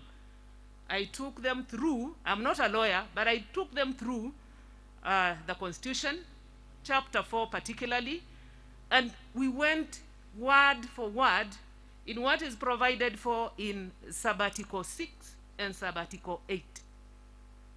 Because people keep on saying there is no legislation, but the Constitution tells you not only that it is not just the legislation. Above the legislation, there should be administrative procedures which include, they even say, affirmative action and the policies that have to be made. So there is no need of saying we cannot meet 2/3. We can meet it because Katiba says it is something that we can do through other means, not just legislation. So even when we don't have this act that has been waiting in Parliament for I don't know how many years now, it is out of tune because it is over 10 years, it's out of tune, but we have been waiting and we hope with the representation of our sister here from Senate and with others, it is going to happen. We are going to have the legislation. But legislation or no legislation, there is policies and administrative procedures that are put in our own constitution and that we should look at. I have looked at the Boundaries Review Operation Plan, and I'm saying, IEBC, move on. As long as you don't put Konza City in Makueni, because our good CS Farida Karone said it is in Machakos. Not because I come from Machakos. All what I'm trying to say is we need to know who is supposed to do what. And when it comes to reviewing these boundaries, that is in the purview of IEBC. Let's support them to do it. And when they do it, let us not say those are the boundaries for our counties or for anything else. Those are for electioneering, and they should not be confused with anything else. So I'm very happy with these documents, and I'm saying with this kind of movement, I'm seeing as movement, 3 strong men have had these documents done. So we can imagine when IEBC is fully constituted, what is going to happen? And I can only wish them the very best because I'm sure the work will be much, much better. So IEBC, congratulations for these documents. For us in NGEC, we are ready to work with you. I know we have already issued an advisory, but this was just a copy because it is for those who are getting commissioners for you. But if there is any need to issue other advisories, we shall do that. But by and large, I'm here today to assure you that we are ready and willing to work with you. I did whisper to the chair that when it comes to education, NGEC is expected to do public education and to take part in that public education. So if need be, we shall work together and ensure that this country gets the very best. I'm hoping now that the 3 arms of government are 2/3 compliance, all the other, I'm saying all the other, including our judiciary, are going to be compliant. Thank you. God bless IEBC. God bless Kenya.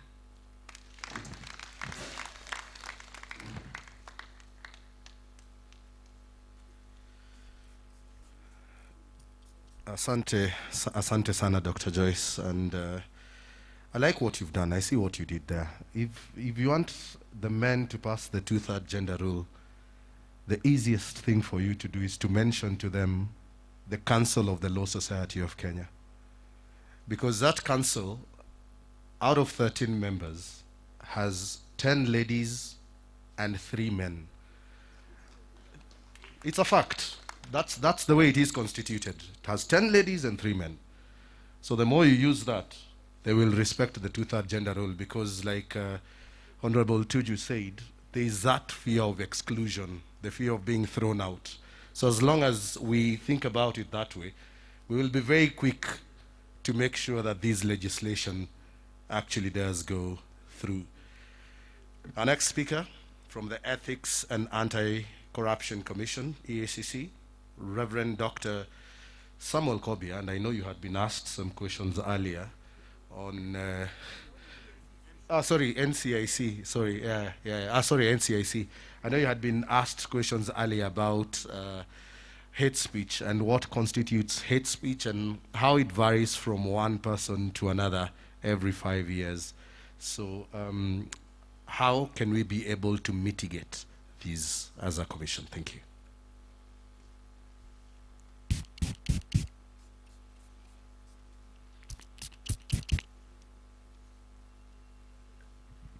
Well, thank you. Even though you have confused me with Archbishop Wabukala, the Honorable Chief Justice and the President of the Supreme Court of Kenya, the Honorable Lady Justice Martha Koome, ably represented by Honorable Anne Amandi, the Chief Registrar of the Judiciary of Kenya, Mr. Wafula Chebukati, the Chair of IEBC, Honorable Raphael Tunju, Cabinet Secretary and Secretary General of the ruling party, the Jubilee, Your Excellencies, the envoys represented here today, fellow chairpersons of various commissions present, the commissioners of IEBC, distinguished guests, ladies and gentlemen, good afternoon. Good afternoon again. It seems like you are ready for lunch. That's why you don't have that much energy, and we still have some way to go. It is my singular pleasure to be here today on this pivotal moment for our country. As you all know, my role as chairman of the National Cohesion and Integration Commission is well and truly linked with the role of IEBC. It is a well-known fact that the task of keeping Kenya peaceful is harder during elections, and indeed the term violence is rarely uttered in Kenya without a prefix of post-election. 1993 post-election violence, 2007, 2008 post-election violence, 2017 post-election violence, etc., etc. It is in this light that I am delighted that the IEBC has done a wonderful job of not only preparing for the next election, but also seeing beyond that election into the post-election period. Indeed, the constitutional work of delimitation of our boundaries is a Herculean task upon which the balanced representation of our people is established. Where our boundaries lie affect also how people access development and critical government services. This access, or the lack thereof, is a key trigger of violence in this country, as indeed Honorable Raphael Tuju said a little earlier today. It is indeed a fact that in the course of our conflict resolution initiatives as NCIC, we have encountered situations where administrative and constituency boundaries differ, thus creating tensions between security officials and elected officials, especially members of parliament. This is yet another trigger of violence that would take concerted efforts of IEBC, Ministry of Interior, and NCIC to resolve. Hence, the significance of the multi-agency approach cannot be overemphasized in this particular matter. In highlighting boundary delimitation, the IEBC has made our work infinitely easier, and we as a commission are looking forward to partner with the IEBC to make and keep the peace. Madam Sierra J., the launch of the IEBC strategic plan then further emphasizes the symbiotic and critical role these two commissions play. The need for a stable and a peaceful nation before, during, and after our elections. It is in this spirit that we not only welcome the remarks yesterday on the academic qualifications by the IEBC chair, but we also desire to partner with the IEBC and the Registrar of Political Parties and other critical stakeholders to lock out candidates that do not pass the threshold set by our Constitution and the Cohesion Act from running in 2022.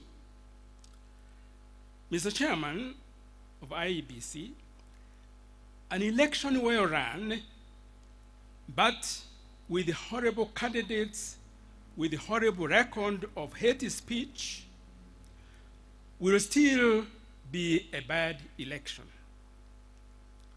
We must unite to ensure that no hate speech or incitement to violence is tolerated during the coming elections. Only then can we deliver to Kenyans the peace they need and deserve to exercise true democracy. Now, the Master of Ceremony challenged me to respond to some questions that were raised, so I wish to digress from my written speech and do just that. First of all, I wanted to assure Mheshimiwa that the person who slapped an IEBC official did not get scot-free. We summoned him. We have already been working with the DCIA and the DPP, have him charged, and he is going to appear in a court. So, Madam Sierra J., the judiciary is the next actor who Kenyans will be looking up to see what happens to that former cabinet secretary. Then there was the question that was raised about the shaming and defaming Kenyans. As you know, NCIC, we have established a wall of shame and a wall of fame. And we have been criticized from different angles, including in the media, that Kenyan politicians don't care whether you shame them, so you are wasting your time. Let me assure you that Kenyan politicians are also human beings. In fact, we have been pleasantly surprised that a number of politicians who we have summoned, the one question, two of them came to me really pleading, saying, Mr. Chairman, we hope our names are not going to be on the list of shame. And in fact, because of that, you might have observed in the last couple of weeks, months, the hate speech has gone down considerably because many of these politicians don't want to be on the list of shame. They have told us that we really do not want it to know, I mean our wives, our children, our friends to know that we are on the list of shame. We are also going a little bit ahead of that, and the envoy is present here. I have discussed with no less than 15 ambassadors here in Kenya, Nairobi, and they suggested that the notorious, I don't know what to call them, hate speakers or whatever, that we will share with them, and they should even, it should be made extremely difficult for them to get visas to your countries. Because these are people who have caused the lives of Kenyans, and if we do not give visas to those who AACC has presented as being involved in corruption, it's even more so that those who incite violence should not be allowed to go to Europe or North America. And once this is known, I want to believe that very few politicians would like to continue behaving the way they do. So, as I said, I digressed there in order to answer those two questions. Finally, Madam Sierras J, ladies and gentlemen, let me highlight that at the end of this month, the National Cohesion and Integration Commission is itself launching our 5-year strategic plan that will ensure the peace and the tranquility of our country. Further, we also launched at the end of December the Elections Bill-a-Norma, the roadmap to 2022, and we are already in the process of implementing it. With those few remarks, I would like to congratulate IEBC for a job well done, and also congratulate the Honorable Chief Justice, Honorable Lady Justice Martha Koome, for breaking the glass ceiling for women across the continent. Heko na hongera sana. Thank you, and God bless you, and God bless Kenya.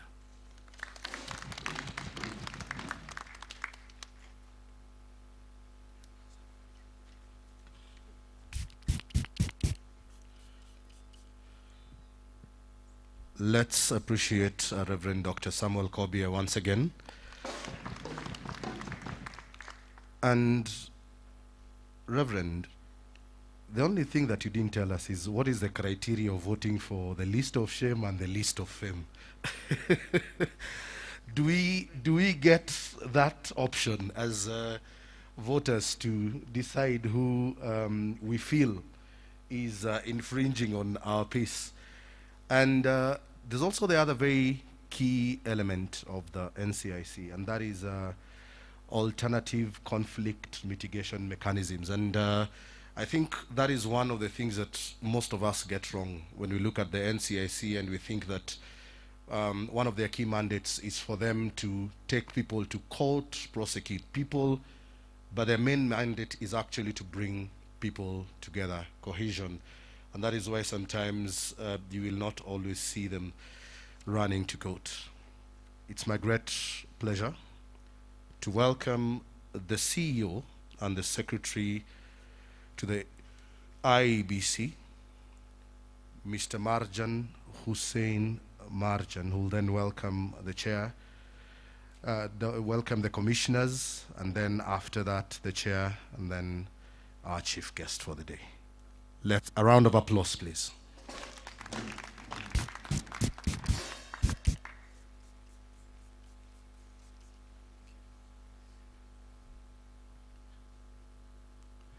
Thank you very much, MC. The chief guest, the Honorable Chief Justice and the President of the Supreme Court of Kenya in absentia, Honorable Martha Koome, ably represented by the Chief Registrar of the Judiciary, Madam Anne Atieno Amadi, the IEBC Chairman, Mr. Wafula Chebukati, the Commissioners, Professor Yakub Abdigulie and Commissioner Boya Molu, distinguished guests, IEBC staff present, ladies and gentlemen, all protocol observed, good afternoon. Let me take this opportunity to welcome you all to this special occasion. Today is a new dawn. A dawn that finally presents to Kenyans a plan and a roadmap to the next general election, boundaries delimitation and beyond. As we are about to unveil the Commission's forward-looking documents, allow me to borrow one of the quotes from the book titled The Art of War, authored by Sun Tzu. In his book, Sun Tzu postulated that victorious warriors win first and then go to war, while defeated warriors go to war first and then seek to win. As a Commission, we believe that we are victorious warriors, and therefore, as we launch these strategic documents today, we can comfortably say that we are prepared and ready for the war, in quotes. Ladies and gentlemen, the COVID-19 pandemic has negatively affected our daily routines, but the constitutionally set date for the general election remains fixed.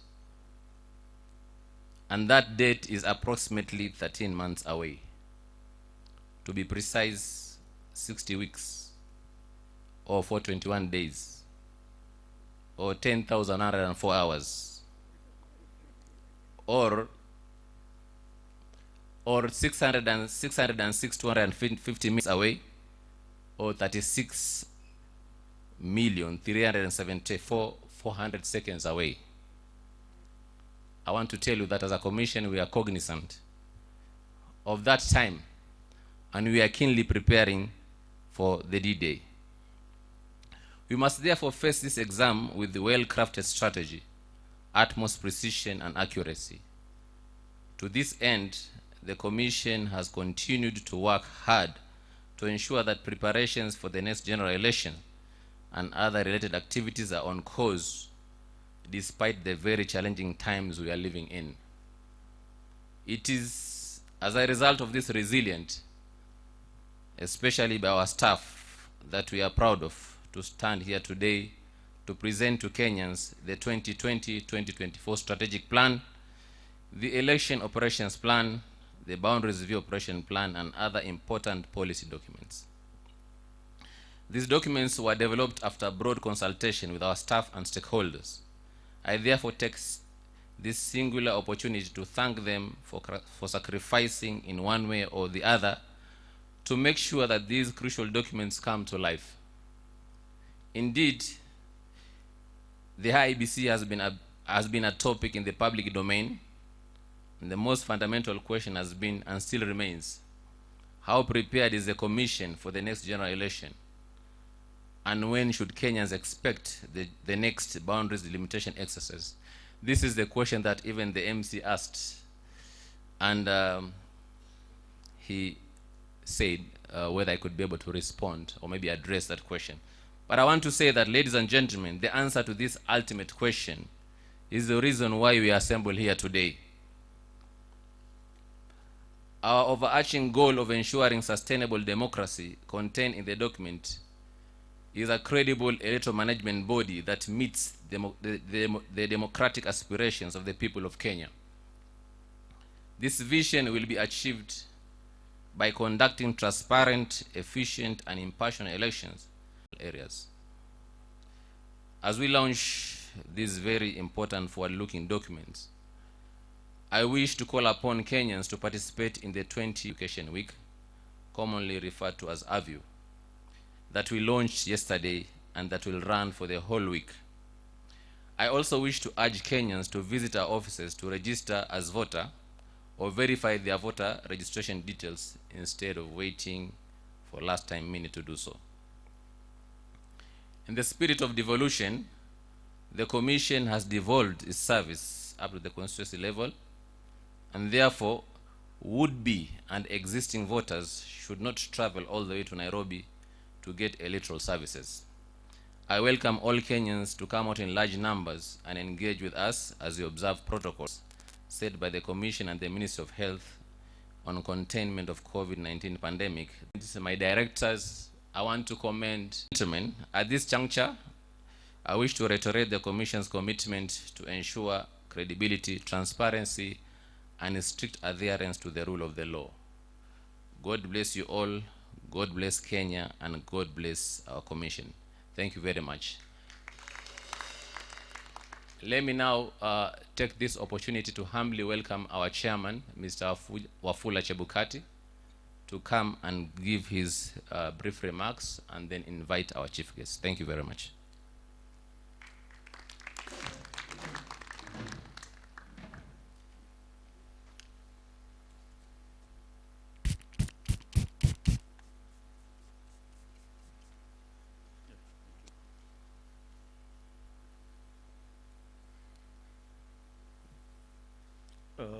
The Chief Registrar of the Judiciary, Madam Ann Amadi, representing the Chief Justice and President of the Supreme Court of the Republic of Kenya, Lady Justice Martha Koome, distinguished guests, ladies and gentlemen, good afternoon. Let me start by recognizing the presence of representatives from the U.S. Embassy, and from U.S. Embassy we have Mr. Simon Hackinson, who is the Deputy Chief of Mission. He's present here with us, and we also have a representative from the UK High Commission, Mr. Charles Hannan, the Second Secretary of Political Affairs.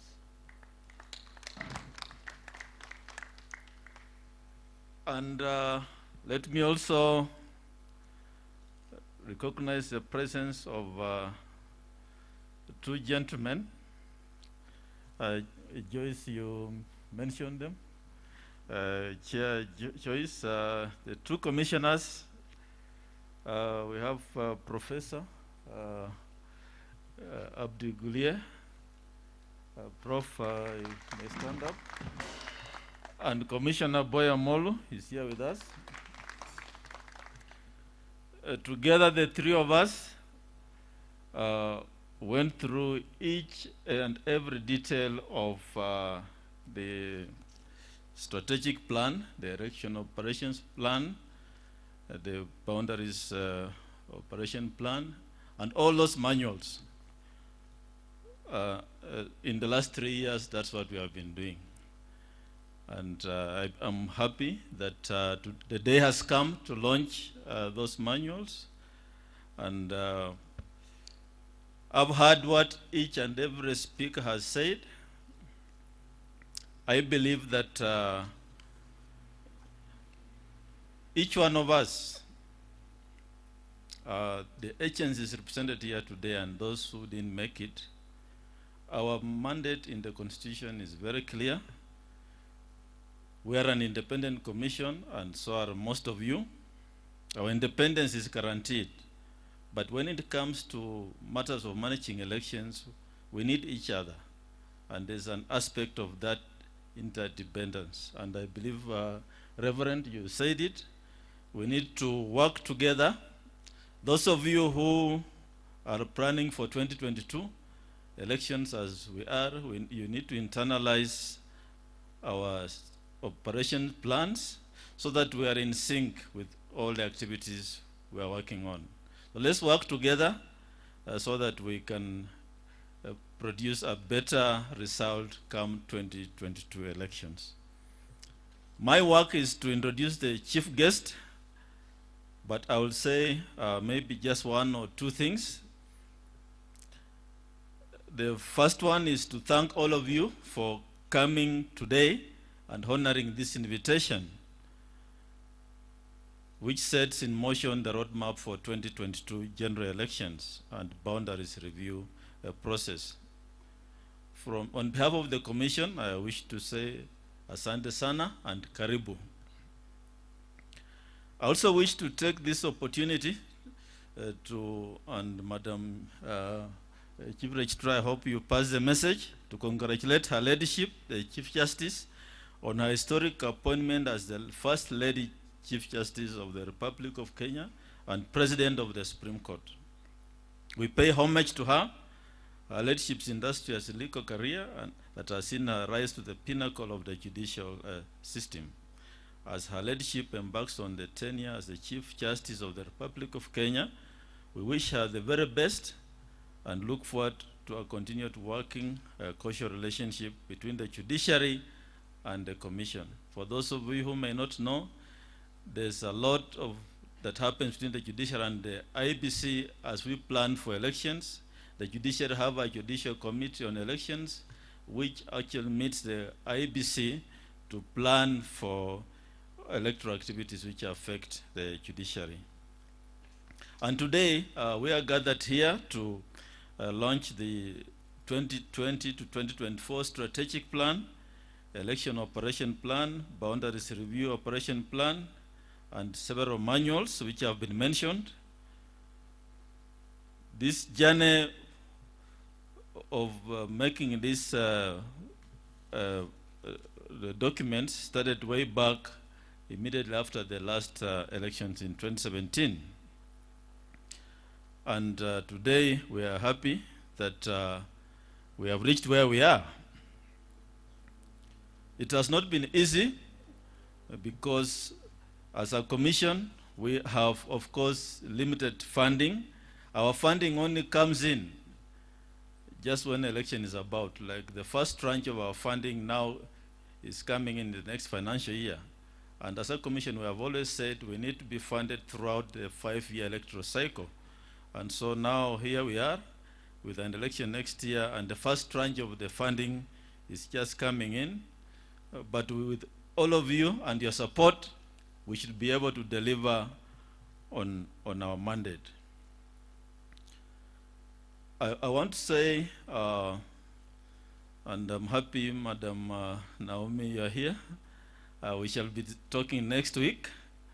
But one of the things we shall talk about, which I must say now so that you start internalizing, is that we, as a commission, have met, we met your colleagues in the National Assembly and came up with several legislations, key among which I want to mention is the amendments to the Election Financing Act, which is in operation. We have the Election Financing Act, which we are not able to operationalize it because there are no regulations. That's why in 2017. And then Parliament postponed it to start operation in 2022.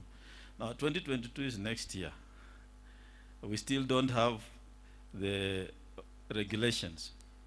But what the Commission did together with the JLAC of National Assembly is to make amendments to that particular act, which will now make it easier to operationalize it. Because as it is, that act is very complex. It requires, of course, every candidate to furnish accounts with the Commission, bank accounts, and a lot of other issues. But we have made it simpler, and that act is lying in the National Assembly, I believe in the Senate. We urge Parliament to debate this act, amendments to this act, and pass the relevant amendments so that we can operationalize it in time for the elections next year. There are other statutes which are, we have also sent to Parliament, and there's also a document called the Electoral Law Reform in Kenya, the IEBC experience. This is a document we generated from experiences we had in 2017 elections. This report outlines all areas required to be looked at and amended by a Parliament as regards election laws. It's available on our website. We send it to the two speakers of Parliament, and we hope that Parliament will look at it, make the necessary amendments. We're already late in the day, but we hope something will be done so that the experiences learned in 2017 are not repeated. So, looking forward to the meeting and working with the Parliament, looking forward to working with all the stakeholders represented here today. And perhaps going back to the first speaker, PPLC, you mentioned about issues of servers. In 2022, the Commission has already addressed those issues in the issues of servers. We shall work with the media, and meetings lined up with the media fraternity so that election results are in the polling station. That is what it is. At every polling station after counting, those are the results. Issues of transmission should not be an issue that should affect elections in any way. And what the Commission wants is to partner with the media so that at every stage, Kenyans know what are those results. And those are the conversations we are having with the media going into the next election. We also have, the Commission will come up, already has come up with, and this will be announced in due course, that we shall have multiple servers, not just one server, but several servers available, the media, the public, the candidates if possible, and political parties if possible. But a framework will be generated so that the information coming or being transmitted will be the same information in each of the servers. The ones who do IT can possibly explain that better. But the issue of having one server and that preserved information will not be there come 2022. And lastly, on that issue, we're working again in partnership with the Communication Authority of Kenya, whom we have held meetings and set up a joint technical committee. The Communication Authority, among other things, will undertake a quality of service parameters for each and every polling station in the country, so that we know which polling station can transmit results which has 3G network. Now, those which may not have, then alternative arrangements will be made, and Kenyans will know in advance which polling station is unable to transmit, so that we don't get into a situation where there is suspicion and mistrust. So all those issues have been addressed, and just want to reiterate that the Commission is ready to work with any other stakeholder who I believe wishes to contribute towards the success of the upcoming general elections. As I said, this is not my day to speak. I would like the chief guest to, I'm sure the chief guest has a longer speech, so let me not take too much time. Without much ado, it's now my singular honor to invite the Chief Registrar of the Judiciary, Madam Anna Madi, to give the keynote speech, and please welcome her with a warm clap. Thank you.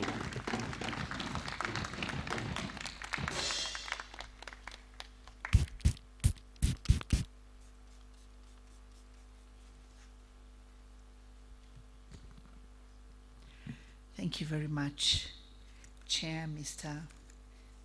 Wanyonyi Chebukati, as I've known you for the last 30 years or so. Honorable Chair, distinguished ladies and gentlemen, good afternoon.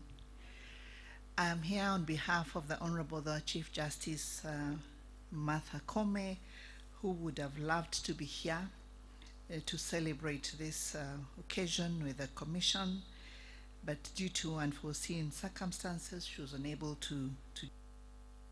She has conveyed her greetings and goodwill message to you, Mr. Chebukati, Chair of the Commission, all the commissioners, and indeed all the invited guests.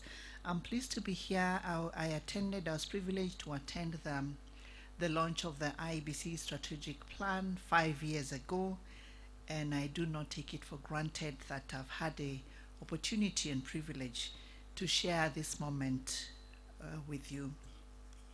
So I'll go straight to the speech of the Chief Justice, and this is what she has to say. Ladies and gentlemen, we gather here today to launch the IEBC third strategic plan for the period 2020-2024 and other resultant procedural instruments like the Boundary Review Operation Plan and the Election Operation Plan, among other manuals, that will provide a roadmap for the Commission's programs and activities as it prepares to conduct the 2022 general election.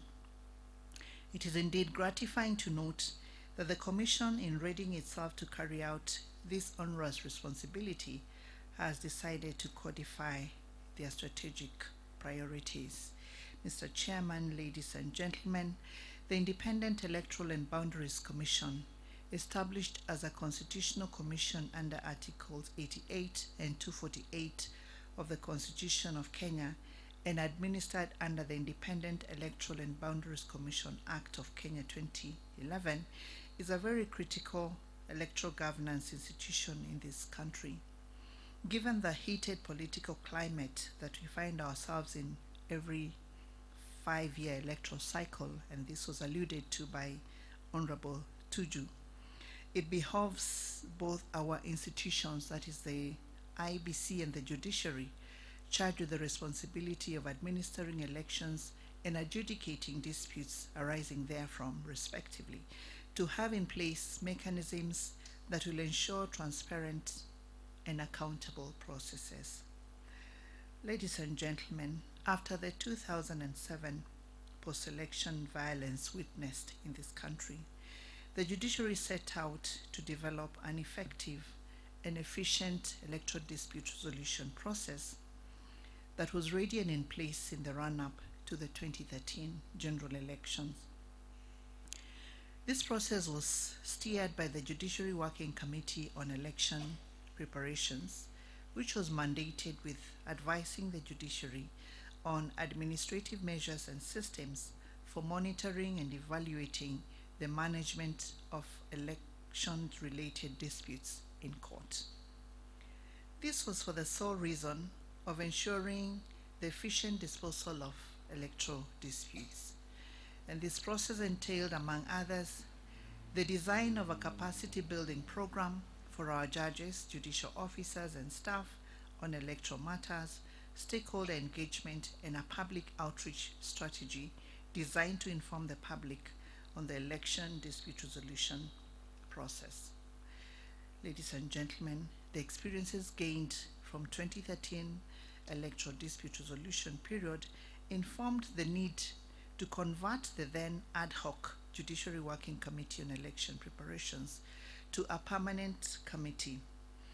Thus, in August 2015, the Judiciary Committee on Elections, or JCE as we call it, was made a standing committee to provide a mechanism to assist the judiciary prepare for the discharge of its mandate on electoral dispute resolution.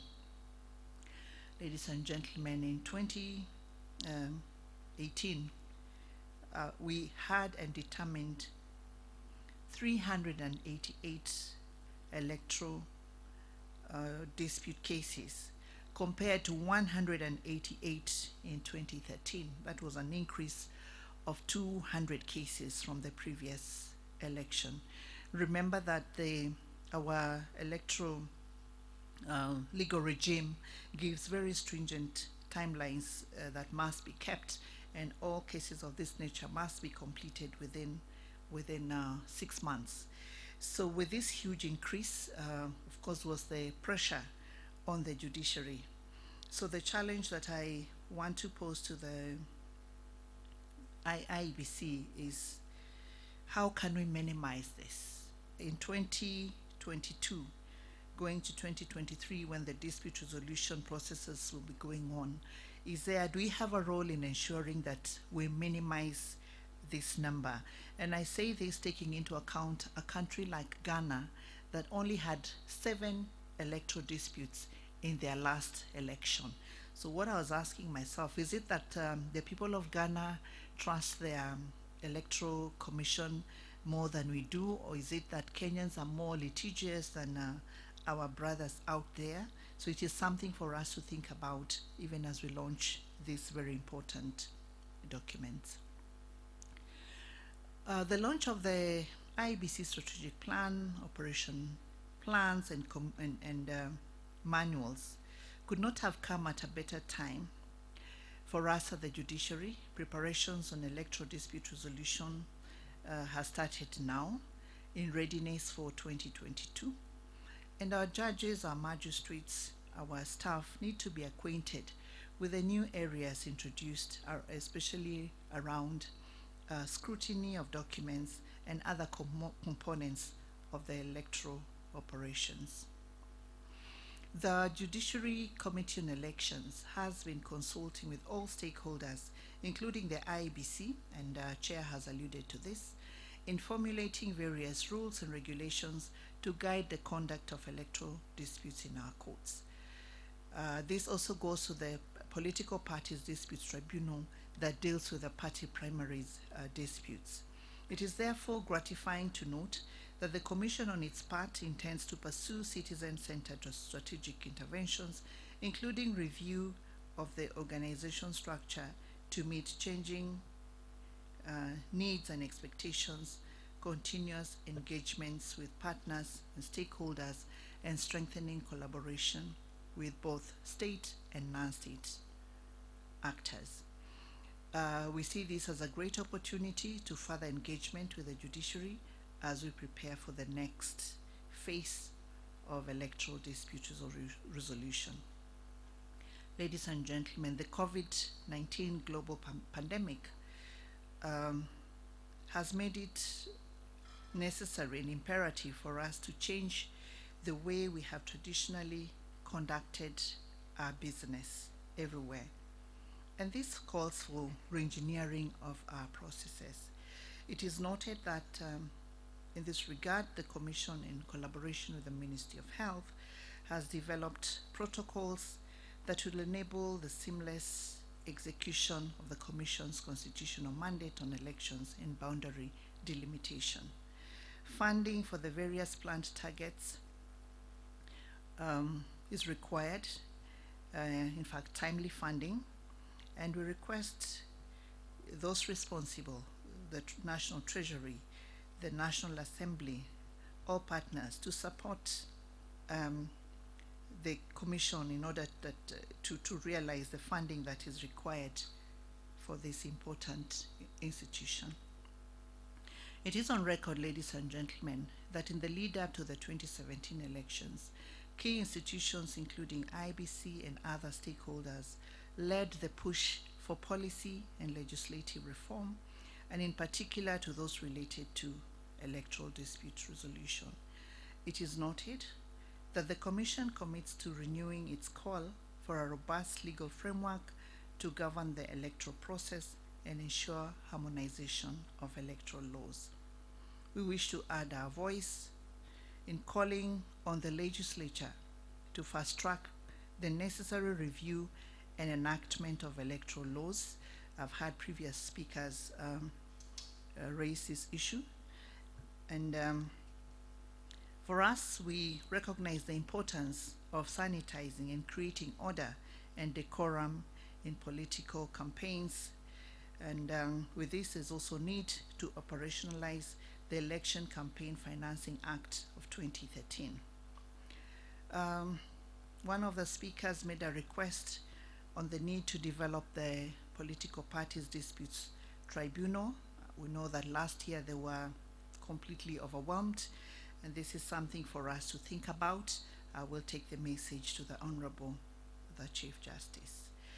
Let me take this opportunity to congratulate the Commission on the great strides made in the administration of elections despite the numerous challenges. May I add that Kenyans are watching, and the electoral process for us must produce outcomes that make sense to the electorate. The hard work that you have put in, especially towards the successful and transparent implementation of these documents, should go a long way in ensuring that the people of Kenya have confidence and trust in the institution and electoral processes. The place of voter education cannot be overemphasized. This launch today, ladies and gentlemen, heralds the next most critical part of this process, which is sensitization and implementation. The judiciary will do its part, and Reverend Kobia, you alluded to a matter that is before us, and we will do our part based on the evidence that will be produced before the court and ensure that justice is done accordingly. I want to wish you well in realizing the objectives as you live up to your mission, namely to conduct transparent, efficient, and impartial elections and undertake boundary delimitation for equitable representation and sustainable democracy. May God bless us all. May God bless Kenya. Thank you very much, ladies and gentlemen.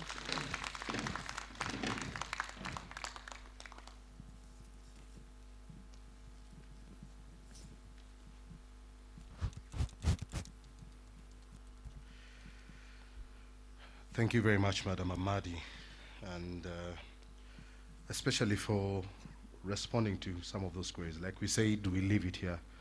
Everything that we speak here today, we live on this stage. We have made a small change to the program, because once we do the launch, then we will have a photo session afterwards, which will mean us leaving the stage. So I'd like to humbly request the chief guest and the chair to allow us to first get the vote of thanks, so that once we start the launch activities, we'll just get straight into it. The vote of thanks is going to be given by the Acting Director, Research and Development at the IEBC, Dr. Catherine Kamindo. After that, I'll make a few announcements on how the process is going to be after the launch, and then we will have the countdown to the launch itself.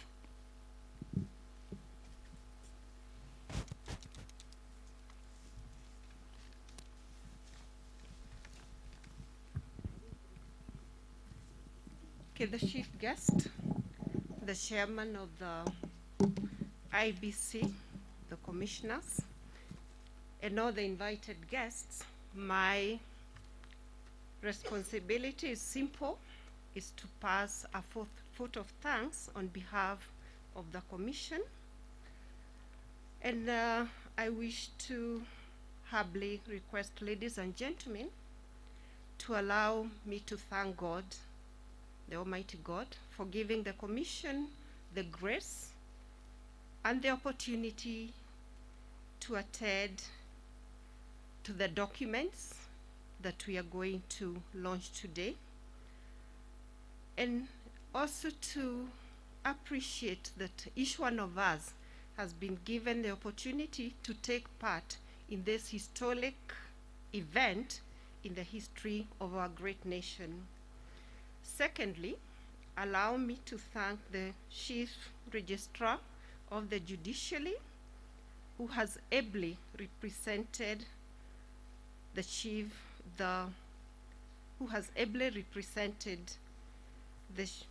President of the Supreme Court of Kenya, her leadership, Justice Martha Karabu Kome, and for sparing time out of her busy schedule to grace this important occasion, not only for the Commission, but also for our beautiful country, Kenya. On the same breath, I wish to thank all our invited guests who have been with us since morning up to this time. On a special note, we want to thank our Commission, led by our Chairman, Wafula Chebukati, Commissioners Boya Molu, Professor Abdi Gulie, our Acting CEO, Hussein Marijan, and all the directors in the Commission, all the managers, and the entire staff of the Commission, and all the committees that have worked tirelessly to make this day what it has been. Coming up with the documents that we have launched today has not been an easy task, but we have done it. And for this, we want to say thank you to everybody who participated. We do also appreciate the fact that it was not easy to come up with the documents without the support of our development partners and key stakeholders. They have worked with us throughout the journey, and we have come up with their support. We have been able to come up with those documents that we are going to launch today. We also have people who supported us in terms of adding value. They went through the documents, and as a commission, we want to recognize the feedback that we especially got from Uraia Kenya, ILOG, ORPP, PPLC. We say asanteni sana. We appreciated the feedback, and it actually added a lot of value to the documents that we are launching today, especially the strategic plan. To our media partners, we cannot thank you enough for working with us on this democratic journey. You are the lens through which the society sees the Commission and the amplifier for our programs and activities, and we urge you to continue doing this so that Kenyans can continue getting to know what the Commission is and what the Commission is doing. We wish to thank in a special way the Bomas of Kenya, its management and staff who have always supported the Commission. We have been well taken care of, and we know the hospitality is going to continue. Finally, we thank all those who attended this event physically and those who have followed us on our Facebook Live. We appreciate all of you. We are grateful for your time, company, and support. May God bless Kenya, may God bless the Commission, and may God bless all of us. Asanteni sana.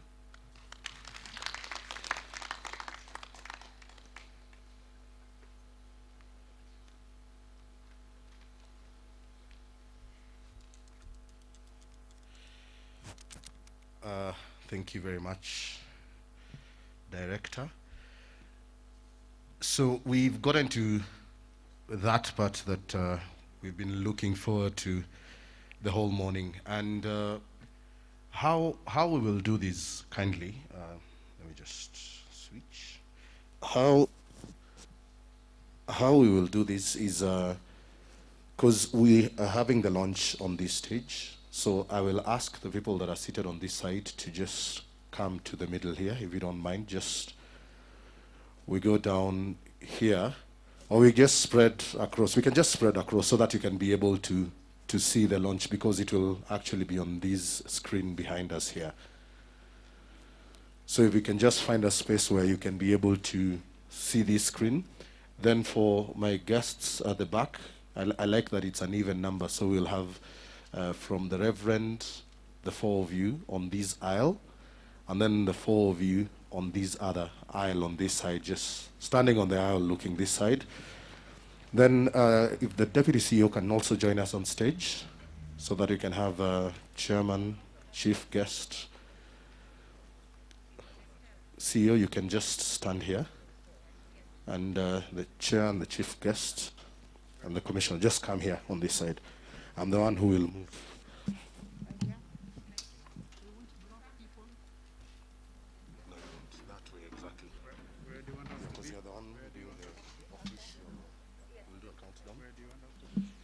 Just there?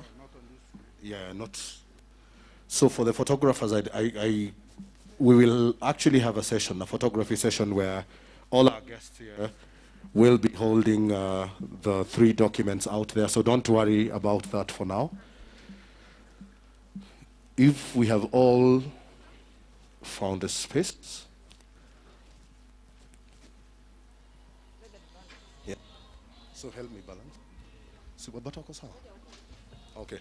So we can move the seats, please. Madam Ireri, we can come to the stage. Senator Tafadhali, Senator Naomi. Huh? Bwana Shamala.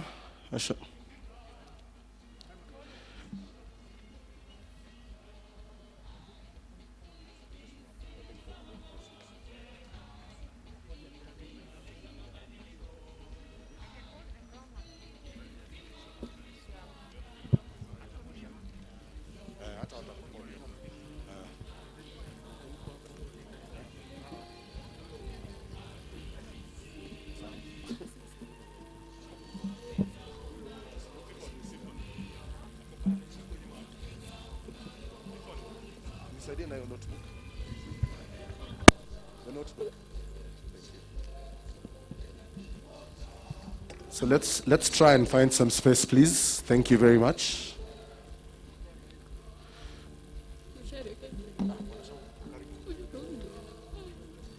Mom, tafuta tenda za hizi mangoma. Tafuta tenda za hizi mangoma za IEBC. Ndio mla au ndio nakulia. Nani wakazi wana. Ni watu wafanya kazi ndio wako kwa kwaya ya IEBC. Wanalipwa hata kwa wanalipwa.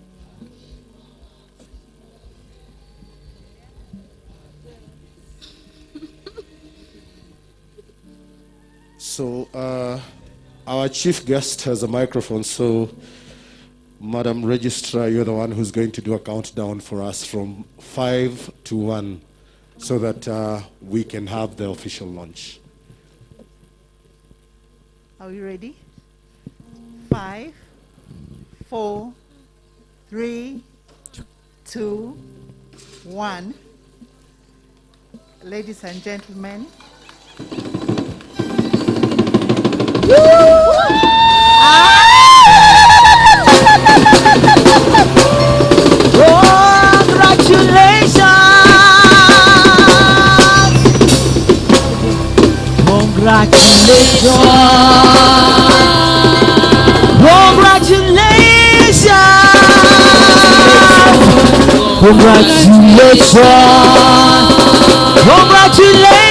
Congratulations, IEBC.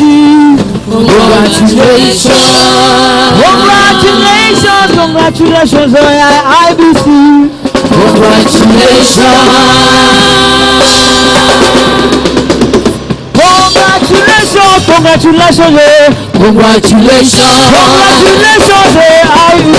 Congratulations, IEBC. Tumefungua strategic plan. Tumefungua IEBC. Tumefoka tukasema yeye. IEBC is what for future. Walisemaji lazima upate. Congratulations, yeye.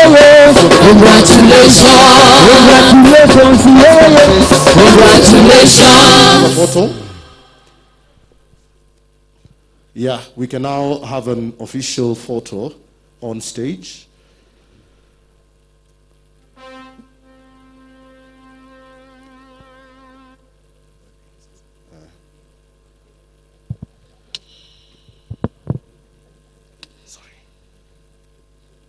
So Kenna, if you can arrange those people, the photographers, thank you.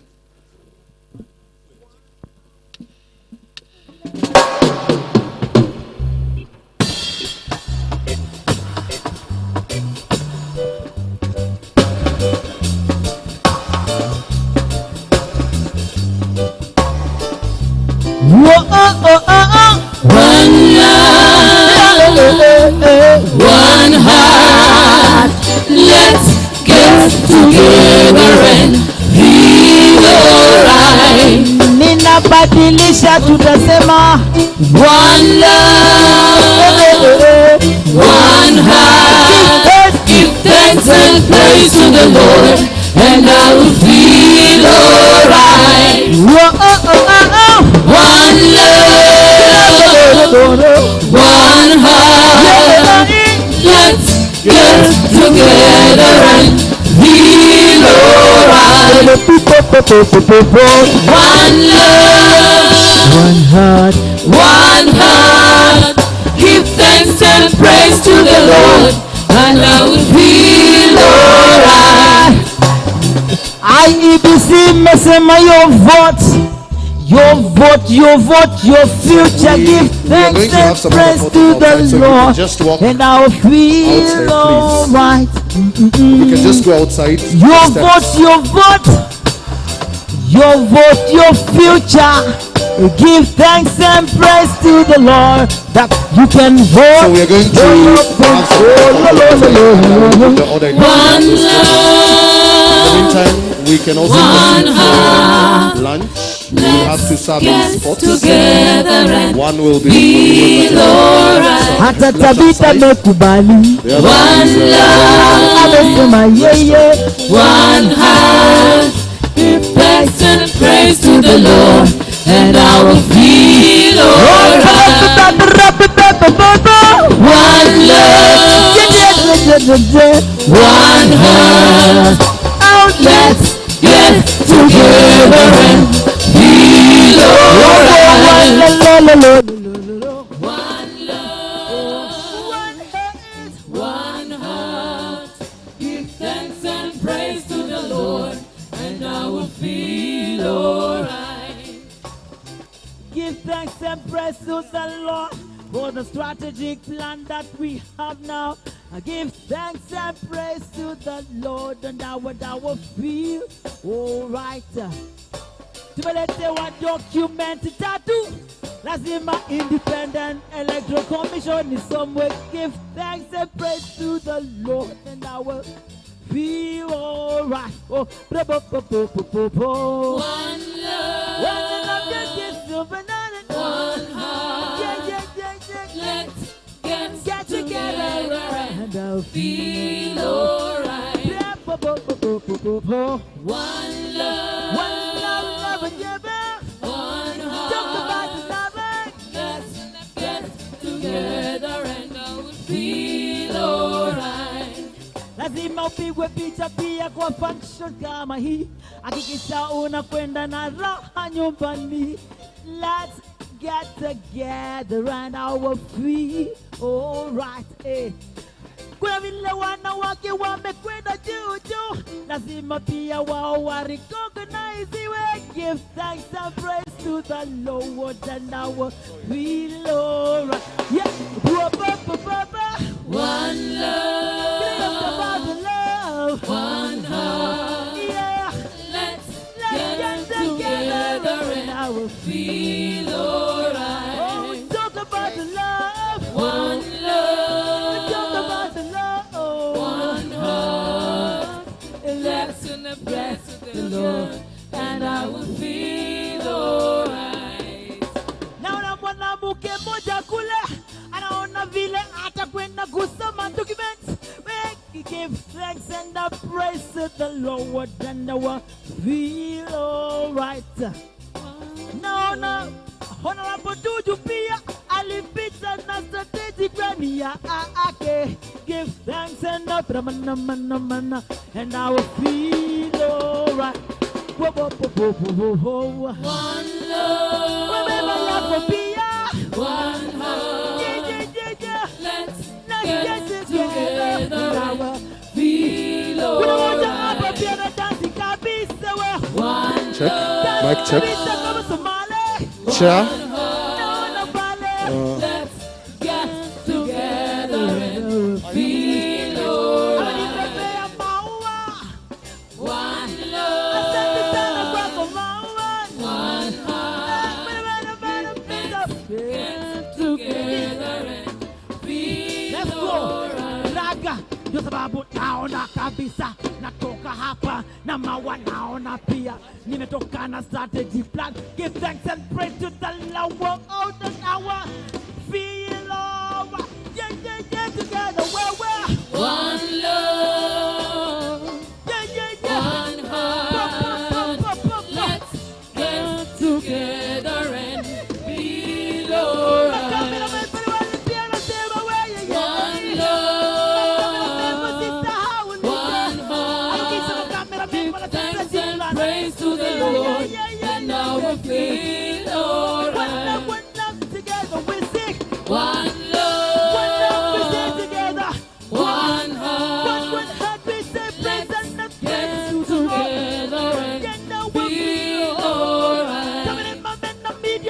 feel alright. One love, one heart. Give thanks and praise to the Lord, and I will feel alright. One love, one heart. Give thanks and praise to the Lord, and I will feel alright. Thank you very much. Media people, man, what up to you guys? Patiwe strategic plan, mukasome pia. Band hapa, hata kama tutaambiwa vote of thanks. I tell you, vote of thanks, man. Sound man there, man. Big up to you, man. Big up to you. Thank you very much. Asante. Elite Sounds, blessings.